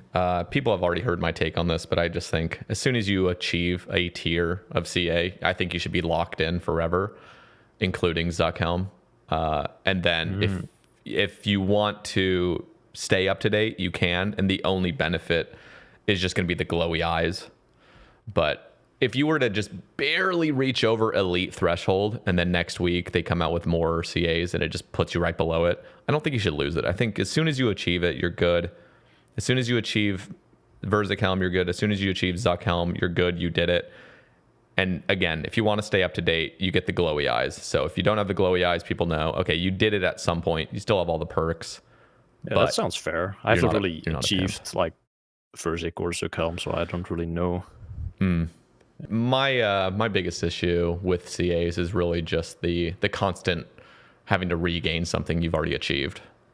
That's the overall thing that I just find annoying. And yeah, I haven't experienced that yet. I'm still in the process of like getting up there, so I can't really comment on that. But I could see it being annoying, but that's also just part of the game. You kind of have to like adjust to what the game has like to offer for you. That's kind of the fun things about RuneScape as well, where you kind of just have to adapt and overcome annoyances. Like going back to like what you're saying, for like skilling back in the day was like I forgot what word you used for it, but masochism. Yeah. Where For the things sake just of kind it, of for the sake of it, where skills were just like super, I don't know, hardcore. Doing like Acid Soul doing 200 mil mining without tick manip was like the fucking most hardcore thing like ever done on this game, I think. And that definitely has its charm, and I feel like crying too much about like the game not changing like around you is definitely kind of an issue sometimes. That I mean, it's kind of a curse and a blessing that we actually have the ability to cry about things and actually get things changed. Like it's amazing in some cases, but in other cases, like you kind of sometimes have to just like talking to myself as well here, and like other players, not just you. But sometimes you just have to shut up and play the game as it's like intended. That is true. I think there are some things though that have changed that have genuinely made a huge difference, like positive change. Yeah, for sure, but not always. Like I think I made a video on this as well. Like when the whole like not really beef, but like Eddicon was saying like every skill should have the 20-minute AFK fuck that activity. Do you remember that time?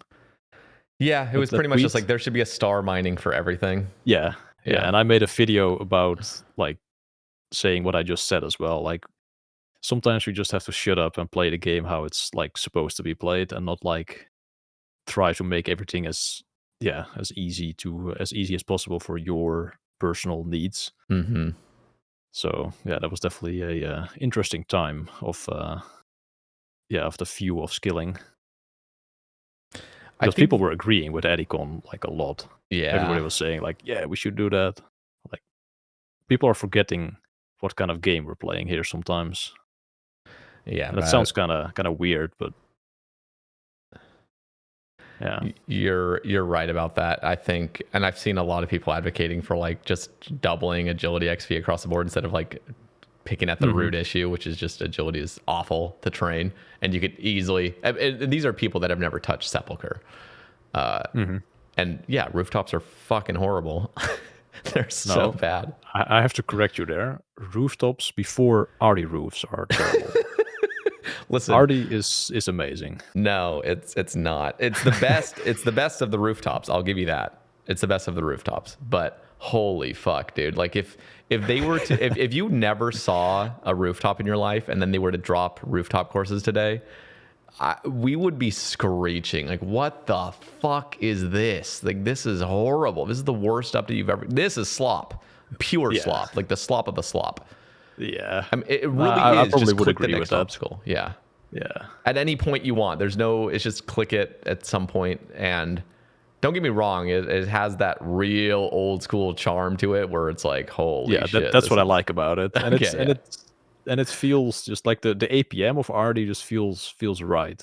Like it's the perfect thing to do while watching like a YouTube video or something, where you're just not really wanting to play, but you still get some edgy XP in. That's what I like about Arty. Like my UIM has 33 million agility XP just from running Arty, like post I finishing the speedrun. Because I just love to run Arty when I'm not really feeling like playing the game, but still want to like make some progress. Yeah, that's fair. And I would never advocate for getting rid of rooftops. I think it's part of the game. I think a lot of people, there are some people that truly enjoy it, and some people just accept it for what it is, and they don't want to see it go. I'm not saying scrap it. I'm just saying you got to come out with something. When they're like, "Ooh, we got a new course coming out," and it's literally just another rooftop. Like, what the hell? Like, do you guys think outside the box, like even an inch? Like, just think a little bit bigger scope for how much better agility could be. But it's like, no, like they come out with the little boneyard one in Varlamore. It's just that's what I've been saying. Like, they don't know how to update skilling. Like, they're scared of thinking outside of the box because they don't want to like mess it up or something. Yeah, it's concerning. Yeah, the Varlamore one was also funny. Like, they said, yeah, Varlamore Part 2 is gonna have this bone like course, and then it just didn't come out until like 4 months later. And it's just a literal rooftop. Yeah. But it's almost like in some aspect it's worse than a rooftop. But I think it's less APM, and you're kind of just like, I wasn't even sure where I could click on the rooftop or on the course when I did it the first time. I was like, do I have to click these like things individually? But no, your guy just keeps going at certain like spots in the course. Yeah, it's just a strange one.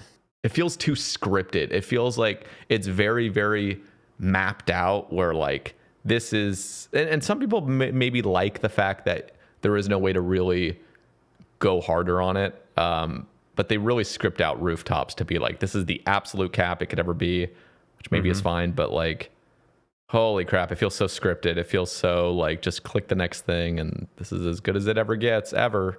Have fun for the next however many thousands of hours. Yeah, it's definitely a method of like training agility of all time.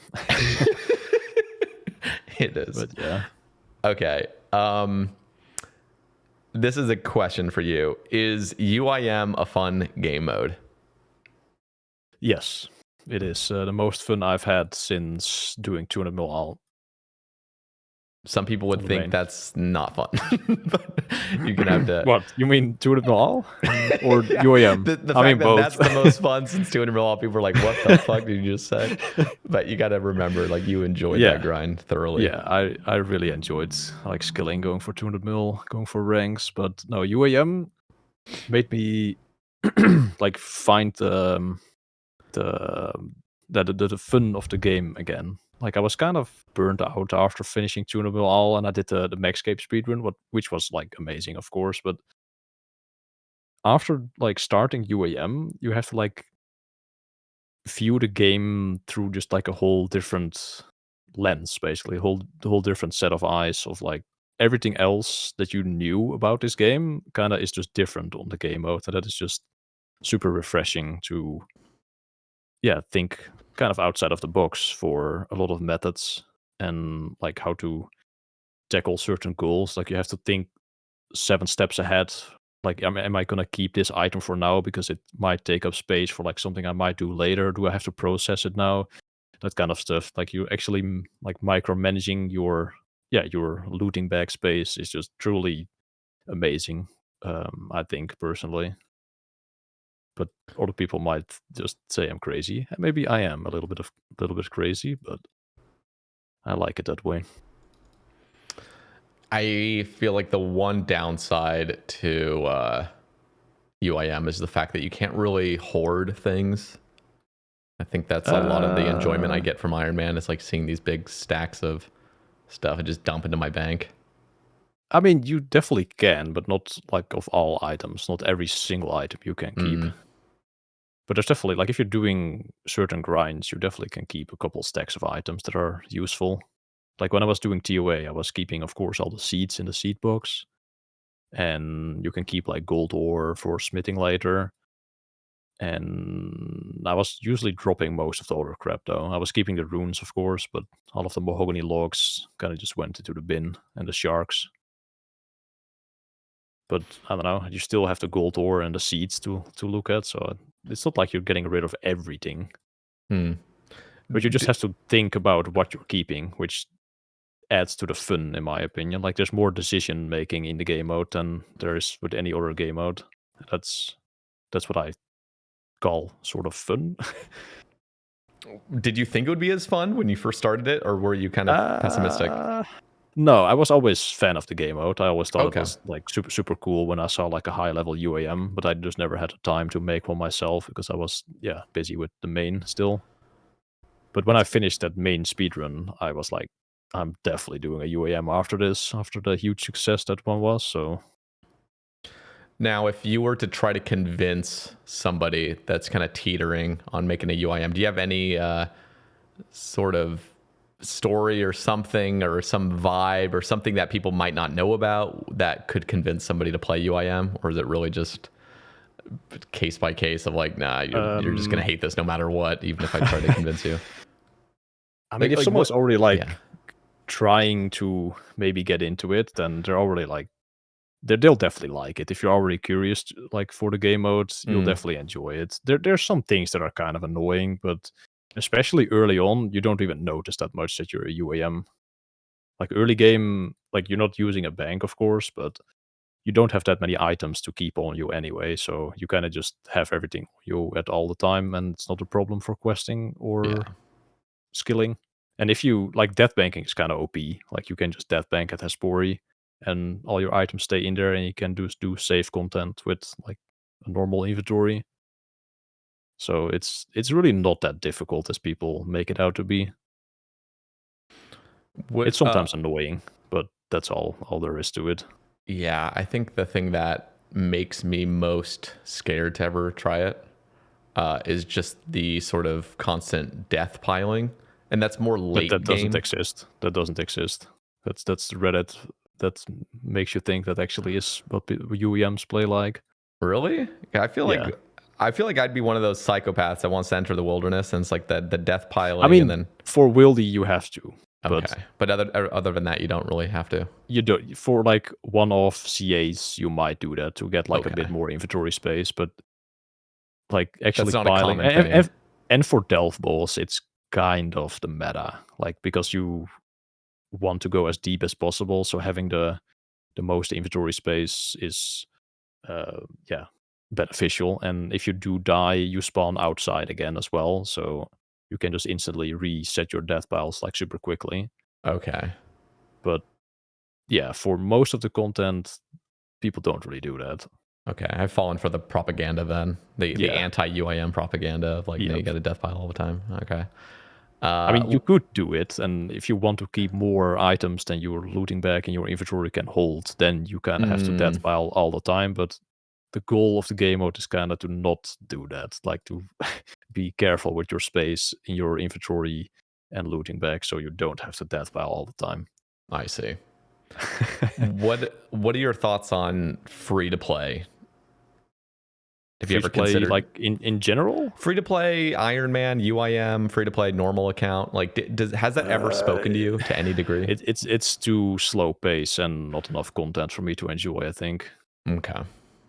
There's so much, like so many quests and new areas that have been added over the years as well that you just, I don't know, you're just not gonna see those on a free to play account. And I don't know, I kind of like being able to use the whole world map. How do you? I'm kind of just bouncing around here on certain things that I have in my mind, but did you experience the Yama mining shale stuff with the Jim's wet rag? No, have not done that yet. Okay, and did you get to experience at all the Yama horn tick manip thing that was briefly in the game? I used it for sailing, actually. Oh yeah. It worked for sailing as well. Oh, I think I remember seeing that clip of it actually. On that week where it was being abused by people. It was pretty cool, but that's what I think. Yeah, it's kind of weird how they bar, right? Yeah, like it was pretty cool, but maybe a bit like overreact that they instantly like removed it. But I don't know, it was not intended. I guess it was not bold that they would allow that, but it felt like something they actually could keep in. One, I mean, the horn's only like 3 mil. It would be kind of cool to have an item that has some use for skilling, because it wasn't something that was quite a gnome cube, because you could only do it every 4 ticks, but it was a 3 tick starter. Yeah. So you couldn't. That's why it works for sailing, where you do like the 4 tick, like use the step back method. You could use it the entire time. Yeah, that's clean. But you couldn't use it at. Granted, I know some people are very cautious, and you might be included in that group of like don't touch too much of the sweaty stuff. In my opinion, I think you can totally get rid of all those clicks. I'm not going to continue that Gnome Cube conversation with you today. We already went ad nauseum on the Automology one if people want to hear it. But yeah, I thought that was a real cool item that has some price tag to it. It's not going to be for everybody. It's not going to work for every method, but it's just something that's interesting. Sort of like a Celestra Spark entering the Hunter meta where you could like do chins with it. Correct. I did like it, but yeah, I'm not really too upset it's gone. Yeah, that's fair. Okay. This is a question I have just overall. I guess it sort of ties back to the golden age a little bit, but how much easier is maxing now than it used to be? And is it a good thing? You kind of are we talking 2013 or? Yeah, I would when say we maxed. I'd say any time in the first 5 years versus the last 5 years. I mean, it feels like from 2013 to 2018. I mean, there was obviously huge changes that happened in that time, but like, I guess just the overall progression of it. Sounds like when you were talking about mains, nothing much has changed drastically with the efficient metas other than just continuous discoveries. But yeah, what are your just overall thoughts on like maxing kind of getting easier, or I don't know. I wouldn't say it gets easier. I wouldn't say it gets like it has for easier. Iron Man, I will say that, but maybe not for mains for sure, quite as much. For sure. I mean, if you want to like max like super quickly, if you want to speedrun it or like get 1-to-1 EHP at least, like that shit's pretty hard still to do all the sweaty methods without like practicing them a lot. Like if you just have to do those for like the first time, like maxing efficiently is pretty difficult for most people still.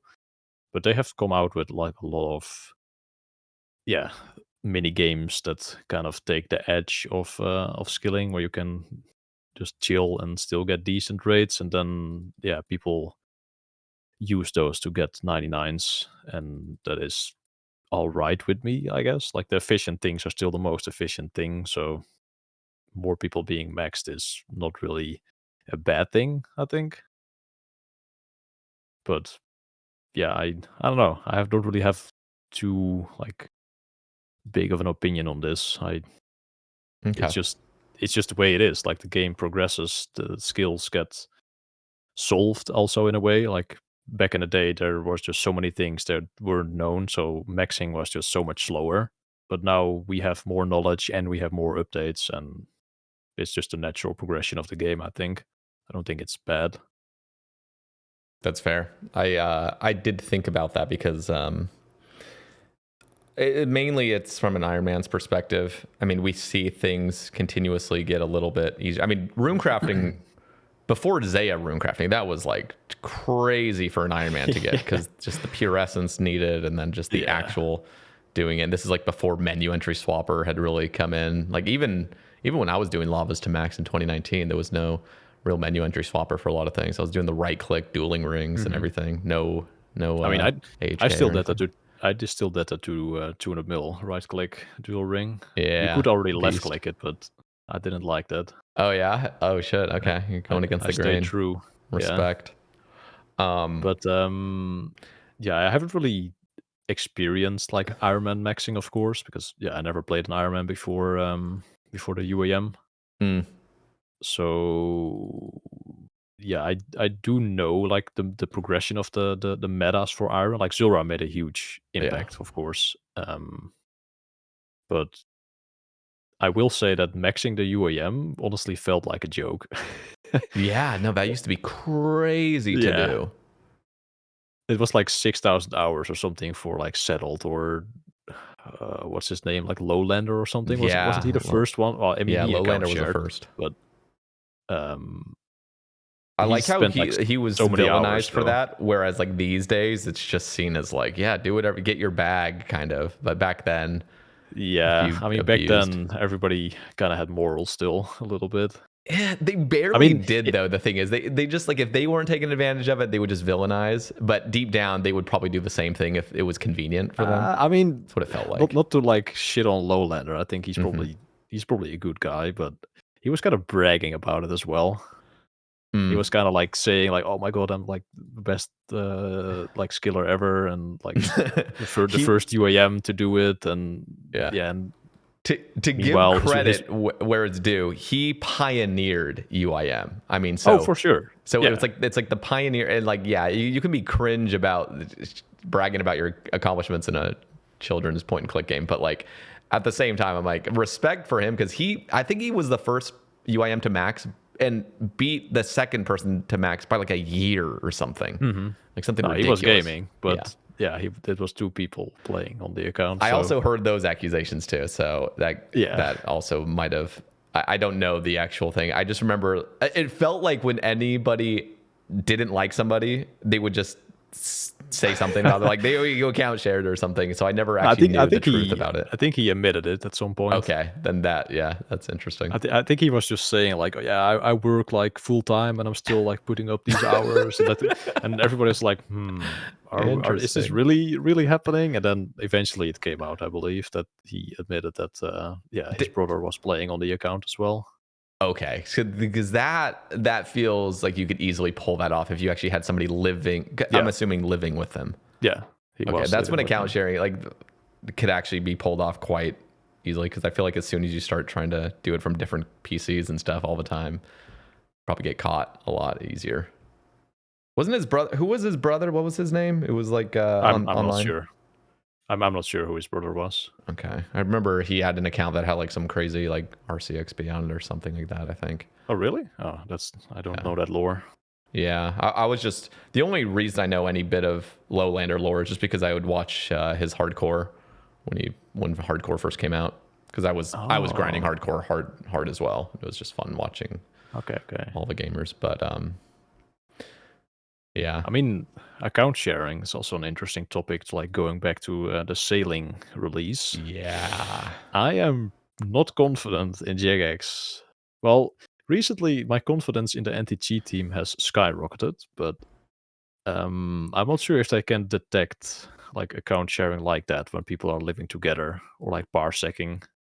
Like I'm not sure how well that's gonna go down for sailing. I don't know what they have on their end, but it seems like there's quite obvious tells when it comes to click movement, like mouse movement and stuff, and I know they can track that stuff, right? So I feel like it doesn't need to be a broad overall like monitoring every fucking person's mouse movement, but it's just like look at like the top 50 people that are grinding sailing. Like I feel like it would be kind of easy, maybe. Just kind of guessing here, but I'm like, if you could tell like, 12 hours of the day his mouse movements look like this, and then 12 hours of the day he keeps right clicking in this weird spot, and then it keeps alternating. Like I just feel like if you were to look deeply at it, it could be quite obvious, but who knows? Yeah, I mean, if people are playing 24 hours a day, then it's also like very obvious. Like if you are gonna account share, you kind of have to do it in a way where you play like 20 or 21 hours like every day. To make it somewhat legit. Like if the account is just like never like logged out, like it's everybody knows your account sharing. AI lives matter, man. Come on, you can't have an AI get 200 mil sailing. What about that? They want to. That's gonna be crazy when AI progresses so much, where you just got like some fucking, I don't know. Yeah, that is also like like legit concern. I would have to assume for Jagex, where they just can't keep up anymore. Like if the bots are getting super advanced, they are pretty damn. That it goes along with that conversation earlier of just like in order to play this game and have optimal fun these days in the quote unquote golden age, is to not care about how other people are playing, which is fucking hard, because there's cascading effects of like negative effects of like botting and what happens to the economy and what happens to certain pieces of content. But I think overall it's just knowing that there's I mean, do you remember when Coliseum dropped and there was this bot that was solving it without using pillars and shit, was just sitting in the middle of the room like gaming? That was like within a week. What the fuck? Did you not see that? No, I don't think I saw that. Okay, this is like 3 days after Coliseum release. Like literally like 3 days after like World completion, there was a bot that was it had a video of it. Just it fully was it the one with all the tiles, like all the numbers? Yeah, it was just everywhere. It was just scattered, and it was perfectly solving everything to not even. It wasn't even utilizing pillars. Like it doesn't do it in the human conventional way. It's like no, just figure things out just by like machine learning. Just like all right, we're gonna. I don't know. It's fucking nuts to see that. Yeah, that is pretty crazy. So it is funny when I still hear the archaic argument of like, you know, like oh, if something's too easy, it'll be botted or something, or like things can't be too or like I mean skilling can't be too profitable because it will get botted. Meanwhile, we just have like Colosseum bots on day 3. Yeah, you have fucking 3-man top teams run by full bots that are doing perfect butterfly or whatever at the end, like or whatever the pog tanking. Yeah, but no, profitable skilling bad because it will get botted. I mean, it will get botted, but yeah, everything gets botted. Yes, thank you. Okay, I wanna ask this, which is, what are your hottest takes toward the game right now that will lead to the community with pitchforks in their hands coming after you? I mean, I already like said that we are not in the golden age of like the game, so that's already something that a lot of people would get pretty upset about. There's a lot of people on Twitter just screenshotting like the player count and saying like, "Oh my god, we're in the platinum age of RuneScape." But that we already talked about that. But also something is polling. Recently, they did like that. Did you see the blog they put out? You probably did. Which one? They had like a blog about polls where they changed like the types of question they asked and that kind of stuff. Oh, was this a minute ago? It was like a week ago. Let me see. I just want to pull it up on my end because I do remember seeing. I mean, I see most of the tweets from old school. It was like a post about like what their plans were going to be for polls. Okay.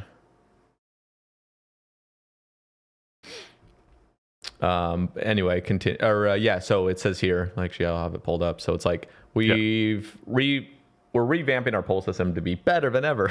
These changes will not affect the polling charter or a 70% pass rate.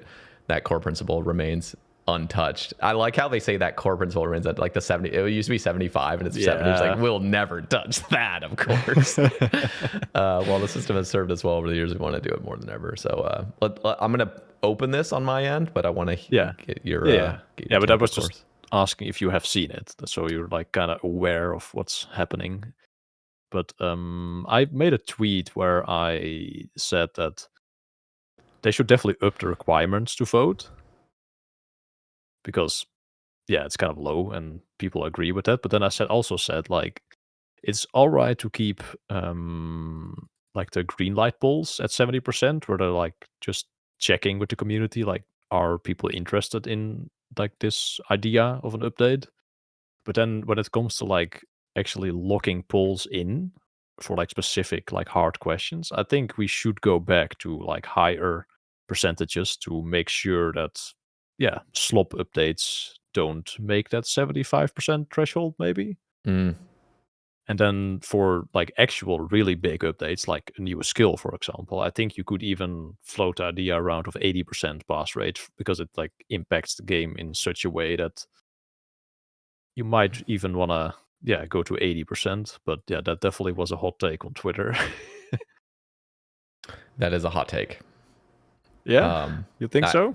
I do think so. I think I mean if it was up to me, I would just say just never have changed the 75%. I thought 75 was just good across the board.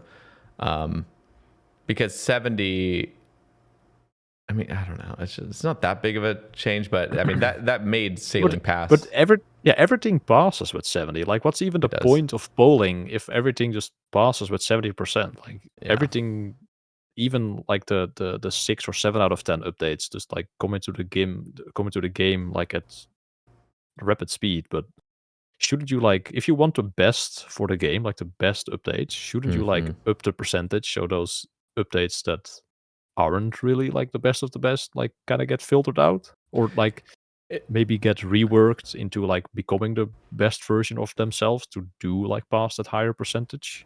Like that makes sense in my head at least. It does. I think on their end they see how difficult it is to. I'm trying to be like really charitable on their end of like, okay, so you have an idea for something that you think would be a banger idea to come into the game, but in order to even show off how good this could be, you have to have some sort of development idea. You have to put some sort of effort and time into this, and then just to get it to fail, or it could just be sort of demotivating from a dev's perspective. I mean, I've had devs on the cast and they're just like, yeah, it's like if we could change one thing, it would just be like if we could just have a little bit more freedom in designing something. And like, I think your take in theory is phenomenal, but I think realistically with genuine time taken and stuff, it just becomes it's not realistic and just almost like it just feels like a kind of like a waste of time to some degree, because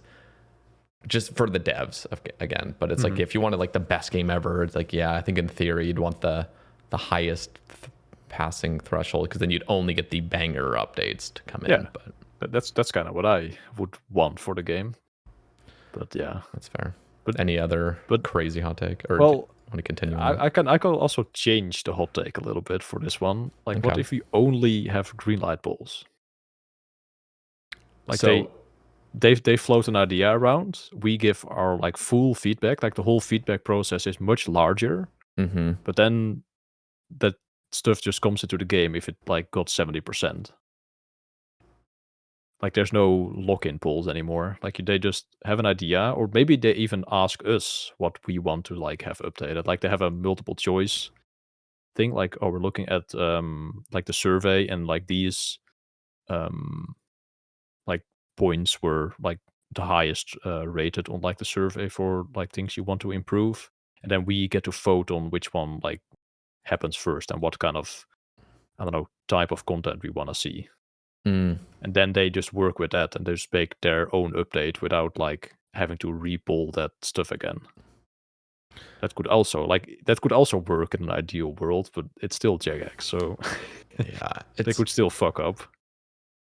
Yeah, I think that's I don't know. I feel like I've become a lot less passionate or like caring as much when it comes to the polling, because it really feels like what we want is just a trustworthy team that almost like we will call them out on really shit ideas. Like, I think it was 5 years ago or something, we were trying to come out with like that boss slayer, where just everything was bossing and like that was just a dreadful idea for a lot of reasons. There was some cool parts of it, but overall it's like, holy fuck. And just to completely shit on it and make it like, okay, do not do that, I think is very important to have the community be able to say when things are a really bad idea. But overall, I'm kind of with you, going back several conversations of like, just don't produce slop. And I think they already know the philosophy of like what's going to be good and healthy for the game, generally speaking. And I don't know. Like, I am mostly with you. I just think as soon as you start changing like strict numbers and stuff, it just becomes like, okay, well, almost like confusing, but also I think it can just be annoying for the overall community to just see like, why is this 80%? Why is this 70%? Why is this? Yeah. I mean, changing it now would definitely be annoying and confusing, but I don't know. I just think it makes sense to have lock-in polls higher pass rate than green light polls, where you're just checking with the community if they even like the idea. And then like for the green light polls, there's not really that much development going into it yet, but then for the lock-in polls, I guess it kind of is also counterproductive, because then, as you said, they do put in the effort and then it might fail, but just, I don't know, make better update then if you're scared it's gonna fail. What are your concerns or thoughts on spite voting? So like PvP things where like, actually this is a sort of broader question. Should everybody be able to vote on every question? Probably not. Ideally not, but it's hard to say that, because the thing is, if they add stuff in the wilderness and it has like benefits for people who don't interact with PvP, then it also kind of affects them as well. Like, if the Robma, for example, had like a drop that was actually good in PVM, then you can't have PKers only vote on that. Because there's Iron Man going to be butthurt that they can't get that item if the boss is in like multi or something, and there's 5 million PKers. So PvP is just in a really, really awkward spot for this game. Like PvP in MMOs is just dead anyway. Like with the player base just getting older and don't want to lose their investment in time.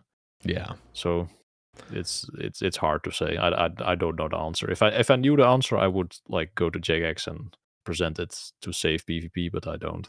Yeah. What about unrelated to PvP, like a UIM specific question? Do you think everybody should be able to vote on that, or I mean, they already do UIM only polls. And do you think that's good? Yeah. Okay. Like that makes no sense if someone else could vote on the UIM poll. Yeah. I think game mode specific is very easy to do, but like there's no PvP game mode, so you can't really do that for PvP. But for game modes, it's very like clear, like who is this game mode and who isn't. So it's easier for them to isolate those questions, I think. Speaking of new game, did you get to play Gridmaster at all? Did you have any experience with that? I've been busy IRL, so okay, I have not had a chance. Would you have, or did that speak to you at all? Like, are you kind of leagues based? No. I think those game modes are quite terrible. They're fun.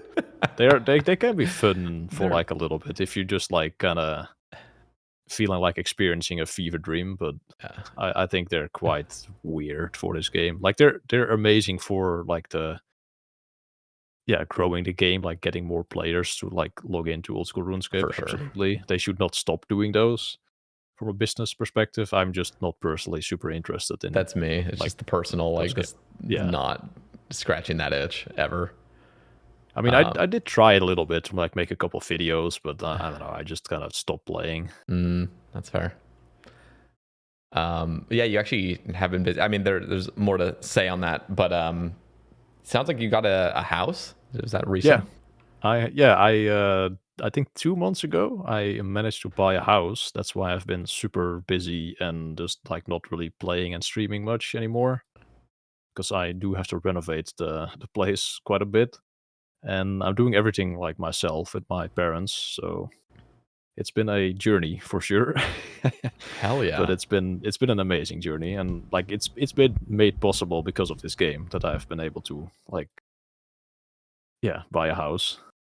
That's fucking cool, man. There's so much more. I mean, I want to talk about just your content creation journey in general. Did you move relatively close to where you already were? It's around 600 meters from my parents' house. I'm still at my parents' at the moment, though. Like it's not finished yet. Hell yeah, that's really close though. Yeah, it's super nice for just like being able to go home during lunch and then just go back after to like finish the day there. That's cool. When do you plan on being fully settled in that new house? Sounds like you got a bunch of renovations to make. I hope it's gonna be the end of November where I actually like fully move, and hopefully sailing does not release before then. I think I should be good, but it's taking a while to like renovate the place. It's taking me longer than I had hoped, but it is what it is. I'm just laughing over the idea of like you not being fully settled. It's like, well, I got to lock in right now. So sorry, parents, I'm going to be here for the next 2 months, nonstop straight. Yeah. It should be fine. Like it's relatively close to being done, but like mid-November, then like they're gonna like place the carpet, and that's like one of the final things I'm kind of waiting on. So yeah, that week after that, I'm gonna be moving. That's cool, man, because it really did feel like that speedrun Max Cape series just popped everything off, because you were making content before that. It felt more casual. Yeah, I was just like recording some skilling hours that I was doing for like XP like methods that I was just show off with some music with it. That's kind of my thing I used to do. But then I had an idea for the speedrun, and that shit just set everything in motion. That's crazy. Kind of crazy. Do you do everything yourself, like thumbnails and editing and everything, or do you give some? Yeah, I have done. Well, I had one. one guy for like the thumbnails for the speedrun a little bit. They would help me out. So I think I did some of them myself, but most of them were made by someone else. But usually I do everything myself. And I recently I got a thumbnail from the Skuld Nice. He's for talented. the DOA video because I don't know, I didn't feel like making one, and I had a decent idea, but I'm not that good with thumbnails, so I just bought one from him, and the video kind of did really well, so I'm happy about it. Hell But yeah, usually I do everything myself, editing and thumbnails and recording, of course. I think but one of the cool things is just how like your subscriber base exploded, and I think that's when because I believe, correct me if I'm wrong, I'm sure you've had multiple sponsorships, right? I think you're part of Crusader. Yeah. Is that right? Yeah, correct. So that's when the YouTube stuff really starts popping off. I mean, the creators I've heard from that start getting sponsored, I mean, that is the bulk of the revenue. It's not just the ad revenue that's jumping in. Yeah. Well, it depends obviously on the size, but like. Yeah, but no, those sponsors definitely made me a good amount of money. That's so cool. Have you had any sponsors actually for your casts or videos or streams? For YouTube, I haven't hit that threshold to I mean, I've been reached out mildly by kind of like the stream elements thing, which is like that the kind of slop of the slop. Like, here you go, you want to fucking sell us some HelloFresh packages, we'll give you a little bit of commission, but we're gonna pay you jack shit for actually promoting us. I mean, I'm not sure how much they offered you, but it's still like a decent amount of money. Like, it's not like crazy, but it definitely adds up on top of like the other revenue. It used to be like, so for streaming, I've taken several sponsorships. I haven't recently. I mean, I haven't really been streaming recently as well, but like in years prior, I had kind of toned it back as well, just because I don't know, but they used to offer so much more to creators, and now they realize how many creators will just take anything, and so their prices have just become so bad. I mean, I remember my first Raid Shadow Legends sponsorship. I mean, it was like 2.5K paycheck, and I'm streaming to like fucking 60 people or something, and it just, wait, I mean, really? 2.5. Yeah, I mean, this was like years. This was like four and a half, maybe 5 years ago. Yeah, they were paying crazy amounts because they would pay you like straight up. I think just the default was like $600. I was gonna make $600 just for playing the game for 2 hours, and like, oh, okay. And then you had like downloads and stuff and clicks on their and then links all the downloads. I mean, my community was just like, hell yeah, we'll do this for you. And I think epic, man. The best game ever was the Star Trek Fleet Command. It was the worst game of all time. Just so shitty. I mean, it was shitty. I mean, I kind of did it to myself because what they say is like, hey, you can actually buy some in-app stuff and we'll refund you up to $50. So if you go in there and buy some in-game currency, we'll just refund you. In fact, they'd actually pay you more if you did it. But I don't use the Google Play Store, and I'm not going to hook up a credit card to it. So I just didn't do that. So for the whole 2 hours of gameplay, I got through all my like missions, and then I was just sitting there waiting for timers. Like, I'm just sitting like fucking going through menus. What? I'm like, I'm gonna kill myself. Like, this is so bad, dude. And anyway, yeah, I've never done those live stream things because painful. Yeah, I do not want to like sit on stream for like 20 people, just like I'm not enjoying myself playing some shitty game. I cannot lie to myself like that much. I can take like a sponsorship on like YouTube where I have to like do like an ad read one time. Yeah, an ad read. Yeah. Even though I cringe like for doing those, but totally, it's worth it. It's funny because like the Star Trek. I mean, I think that paycheck ended up being because they were paying like $30 for like a download to get to level 5 or something. What? Just ridiculous. And so I had so many people jump in. I think it was like it was over $3K for that paycheck. They paid off, like they paid out so late. I was like, are they gonna fucking pay me? Like, it was like 2 months late or something, but I finally got it.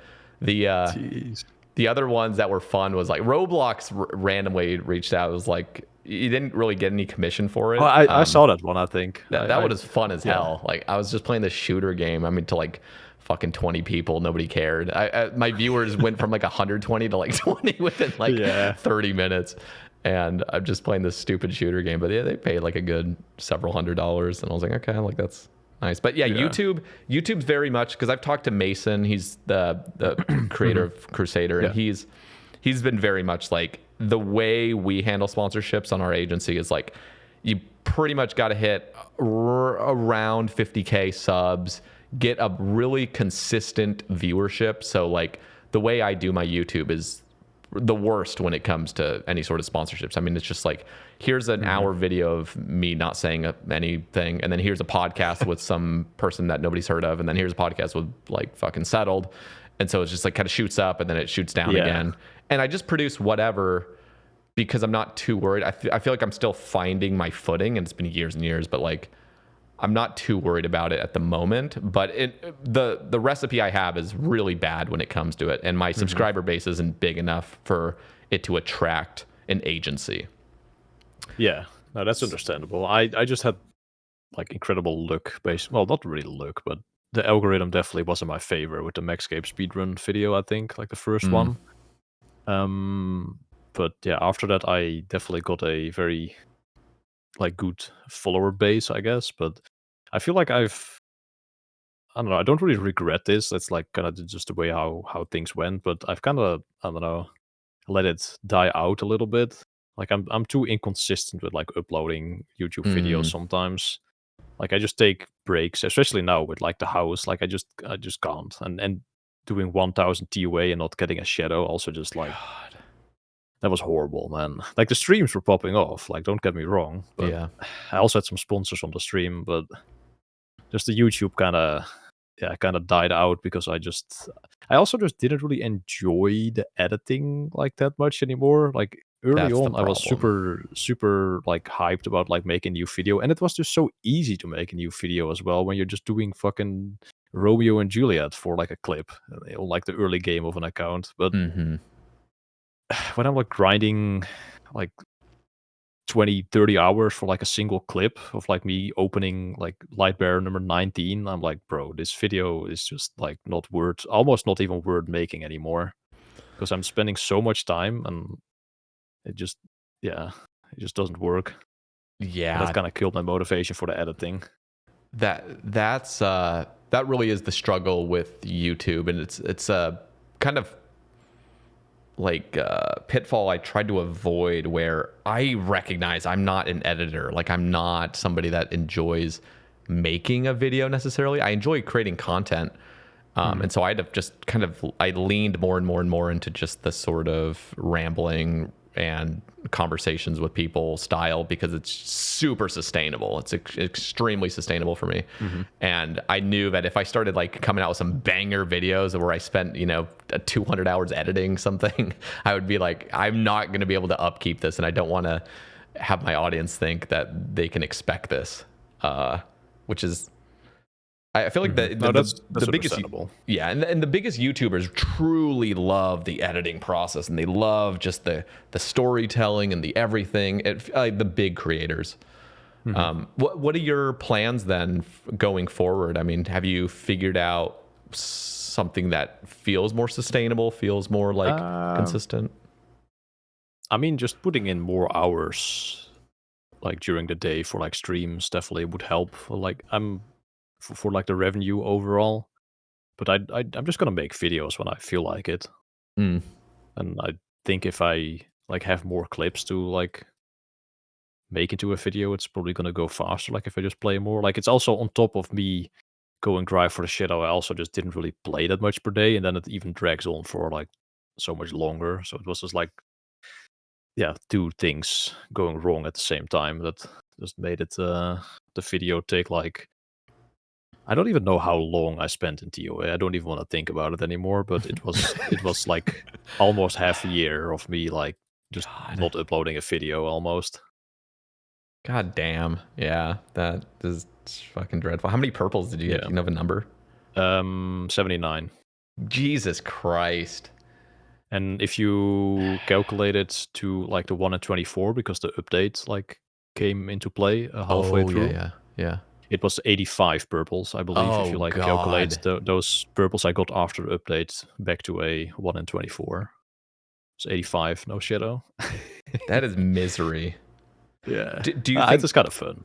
Did the TOA update benefit you overall? Do you do higher? I mean, I know it ultimately nerfed the rate of it, technically. You kind of you kind of had to go higher to hit the same rate again, and the rate was not more difficult. It was kind of same difficulty, but yeah, just nothing really changed actually in terms of purples per hour. You just had to learn a couple more invocations. But other things got easier, so it was kind of trade-off, so it didn't really affect me too much.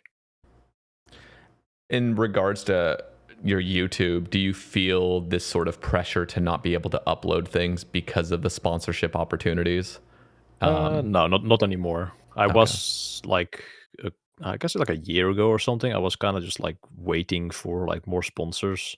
But no, I don't really care anymore. Okay.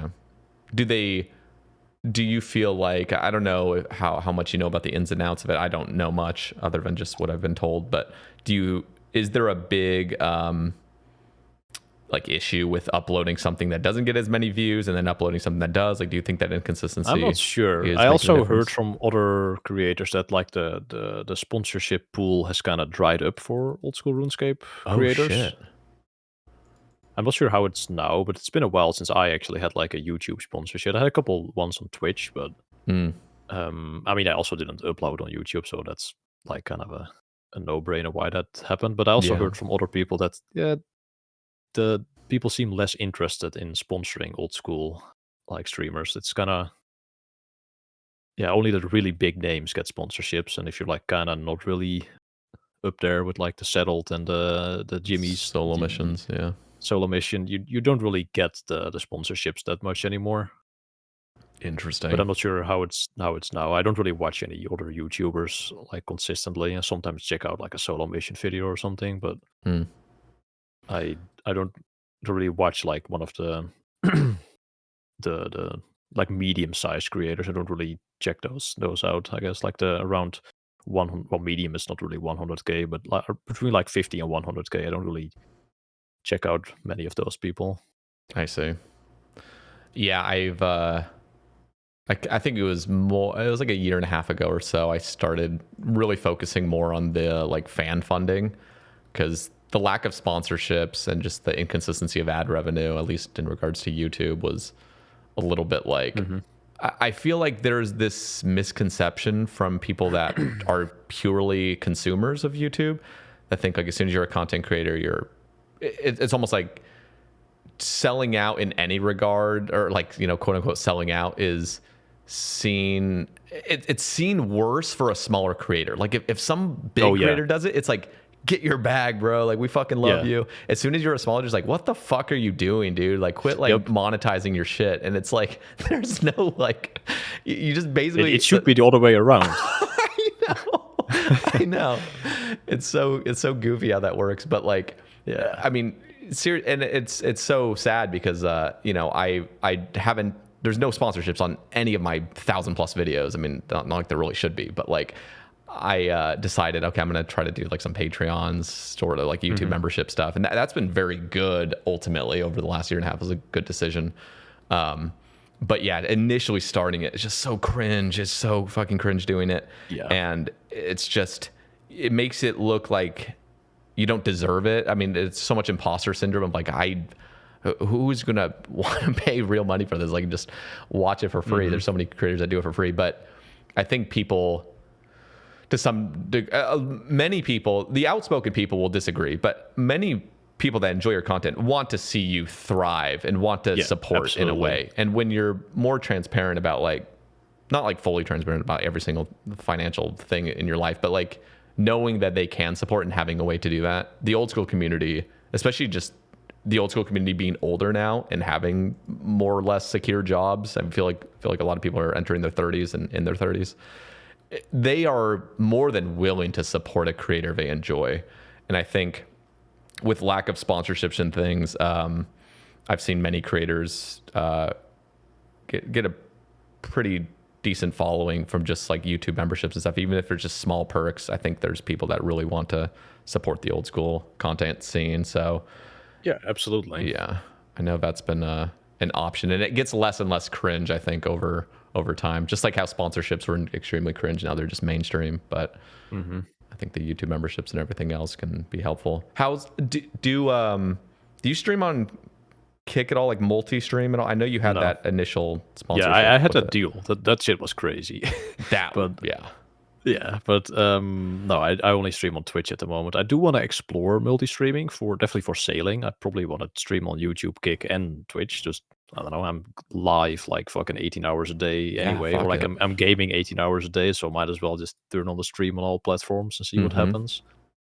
I'm not sure how it works with like multi-stream chat, how you can combine those easily, but I'll ask around to people. Yeah, I think with Twitch, if you're multi-streaming on Twitch, they want Twitch to be the focus of it. It's kind of like a gray line. It's sort of like I'll do that for sure. Okay. I do enjoy streaming on Twitch quite a bit, but it's also like weird with like the YouTube side. You kind of have to like play the in-game music like playlist because you can't really play your bangers on there because copyright. You could steal. I've let any creator use I have like an 8.5 hour banger playlist of only the chill, like classic old school tracks. Oh, nice. That don't have the annoying like Karen the Magnificent just banging in your ears and then the fucking pick and shovel going off like 24/7. Like, so if you ever want to use that, I can show you at some point how to like just separate the audio. I'm sure you know. That would be great. Yeah. I need to do that before sailing drops. Okay. One more thing. One more thing. I kind of want to talk about this stuff a little bit more. Like, how long do you see yourself like living the content creator life, like as your main thing? Like, do you see this as like a long-term future, or like, what are your plans for later? Like, do you have any things you want to do in life later? Like, also like, I don't know, move in together with your do you live together with your girlfriend now, I don't. No, she's long distance. Okay. She lives in Denver, Colorado. Okay. But do you have any plans for like, I don't know, that kind of stuff, like family stuff, or? Yeah, actually, it's so interesting because I think in your because you're how old? You're my age. I'm 28. Okay, so I'm 30. I just turned 30 in June, and I feel like in my 20s, it's just so hard to like see many. It's hard to see like a fucking month ahead of like where I'm at. No, for sure. And I kept being like, wow, like content creation, this is cool and all. And some creators definitely with the hard work they put in, just a lot of time, luck and stuff, they can get to a point where it very much is like, this is a sustainable thing. You're going to be doing this for decades. And it's very clear. And then there's a lot of... they have made like enough money to like not really worry about... Exactly. Yeah. Stuff. They're and just... I feel I'm not like saying... I mean, you probably made like a good amount of money, but I feel like we are still in that category that we aren't really set for life yet from this. So like, I was curious if you have any like, I don't know, plans to maybe change it up at some point, or... So overall, especially entering my 30s, I've definitely taken many more like looks at this, like mentally and things, and just thinking about what my future holds. Because like I dropped out of school to become a content creator. I dropped out of school because I hated school, and then I just happened to be like, I got to find something to do, and I love RuneScape, so I'll just do this. That's kind of what I did as well. I dropped out like twice. Like I actually went back to school after finishing Tutorial All. And then I uploaded that speedrun video and I was like, oh shit, this is pretty cool. Let's drop out again. That's honestly, I love that sort of freedom energy of just doing things. Just fuck it. Like, you live once. And you're not like, because you're not married or have kids or anything. It's so much different when you're single and you're just can do things. So respect for, I love it, man. For jumping into things like that. For me, luckily the podcast has been sort of my like rock of, a lot of people just on the YouTube side will see just the YouTube end. We're like, okay, a podcast gets this many views, but then you have the whole Spotify world, which it's not being displayed on Spotify, how many views things are getting. And Spotify has come out with this new thing. I've talked about this on other episodes just briefly, of like, they're pushing to dominate the podcast world over the next 5 years. And so their plan up until like 2030 is to just really start paying podcasters like a really, really fair share of like premium revenue, basically. So anybody that is paying for Spotify premium, they are now sharing that revenue with the video podcasters. And my podcast technically is a video podcast because it has me mining day alt in the fucking background.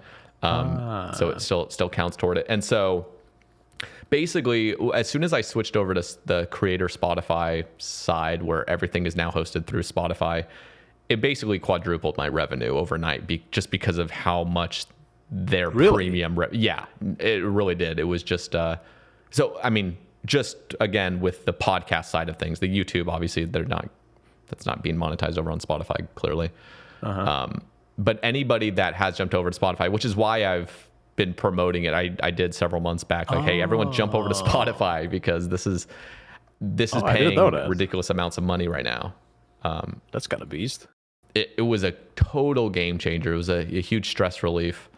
Yeah, I was gonna say, because it can be quite stressful if you're like kind of in that group of like you're kind of making a sustainable amount of money to like live from, but you never know how long it's gonna last. And yeah, it's definitely something to keep in mind. Like if this like kind of ends, like what do I do after this? It's a stressful environment for sure. And I mean, honestly, yeah, being a creator, and again, like at this stage where things are very shaky, and it's like you could just be one more video away from popping off again, or it could just continually have a decline or something. And I think so many creators feel that. And I think most of it is just spreading as much of your content out as you can, which I have not been a great. I haven't been super great with that, but like me neither. Just spreading out. And it's like what you said about like doing your 200 mil sailing ground. I mean, streaming on 3 different platforms simultaneously can only do good. I mean, it's just, you're going to get more eyeballs on you. And then like the shorts thing, like YouTube shorts is so fucking huge for growth, and it takes effort and it takes time to do it. But like that gets so many views. It's crazy. And so just spreading out is the biggest thing with it. But, for me, to answer your question fully, it's like I feel confident with the podcasting game that if I continually do this, it will kind of be like my security, and then everything else, the YouTube side, can kind of be more fun, and then streaming, when I jump back into that more consistently, that's just going to be more fun as well. But at the moment, I can sustain through the podcast exclusively, which is, again, a big shout out to the fan funding too, because I have several hundred now like paying supporters that are willing to support for a couple dollars a month, which is just another. I mean, everything just adds up. Like all those, it does. Like different sources of revenue. Just that's beast, man. Good to hear that. Yeah, so that's kind of where I am, and I'm willing to stick it out for another decade and see where things are at that point. Yeah, so I'm not sure if I want to do that personally. Like the YouTube thing was kind of an accident, man. I just want to play RuneScape and enjoy it, like my time, and then shit just pop off, and I just like, I kind of have to take this opportunity. But yeah, maybe it sounds surprising, but I'm not sure how long I want to do this for still. Like just me being like kind of out of it for like, well, I don't really not stream, but I only stream like once every week or once every 2 weeks at the moment, because it just, I don't know, my schedule is just kind of not really streaming friendly right now. And when I get home, I'm just kind of tired and I don't want to entertain people, so I kind of just have been stopping it. But it kind of made me realize I don't want to say like cheesy, there's more to life, but I always thought I couldn't like live a normal life, basically, like outside of just gaming all day. But just me being busy the entire time, just like working at my new house, it's just like, this shit's actually pretty fucking fun, man. And I don't really miss like logging in. Like I do still log in the evening to just wind down and run some RD labs. Yeah, but it's like, I'm not gonna quit RuneScape, but if I do decide to like find a normal job and I just slow down on like content creation, I would not be too opposed to that. Now that I kind of have like a very stable like IRL situation. Like I bought a house and I can sustain it for now at least. But and you have family nearby as well, which I'm yeah, sure family nearby, and my parents are like super supportive, so I have nothing to worry about on that front. But I think do I really wanna keep like pushing myself with like the content creation thing, or do I just want to like enjoy myself and just maybe get a little bit more of a normal life at some point? I mean, I think you'll figure it out. I mean, you've obviously experienced or experimented with other things as well, like going back to school or whatever else. I think one of the things that at least advice, I know you're not asking for it, but it's just at least stay in touch with the content creation scene. I think that's like, even if it's very I definitely mild, will. Yeah. I definitely will, but I'm not sure like the sustainability full time. Yeah. Yeah. I think that's when it becomes most optimal though. It's almost when it's like a side gig that's just like a trickle revenue where it's like you're just doing your thing and you're more enjoying it and you just have a normal life. And the fact that you can enjoy like living your life normally, and you're working on your house and you're actually enjoying it, like it's a good sign of.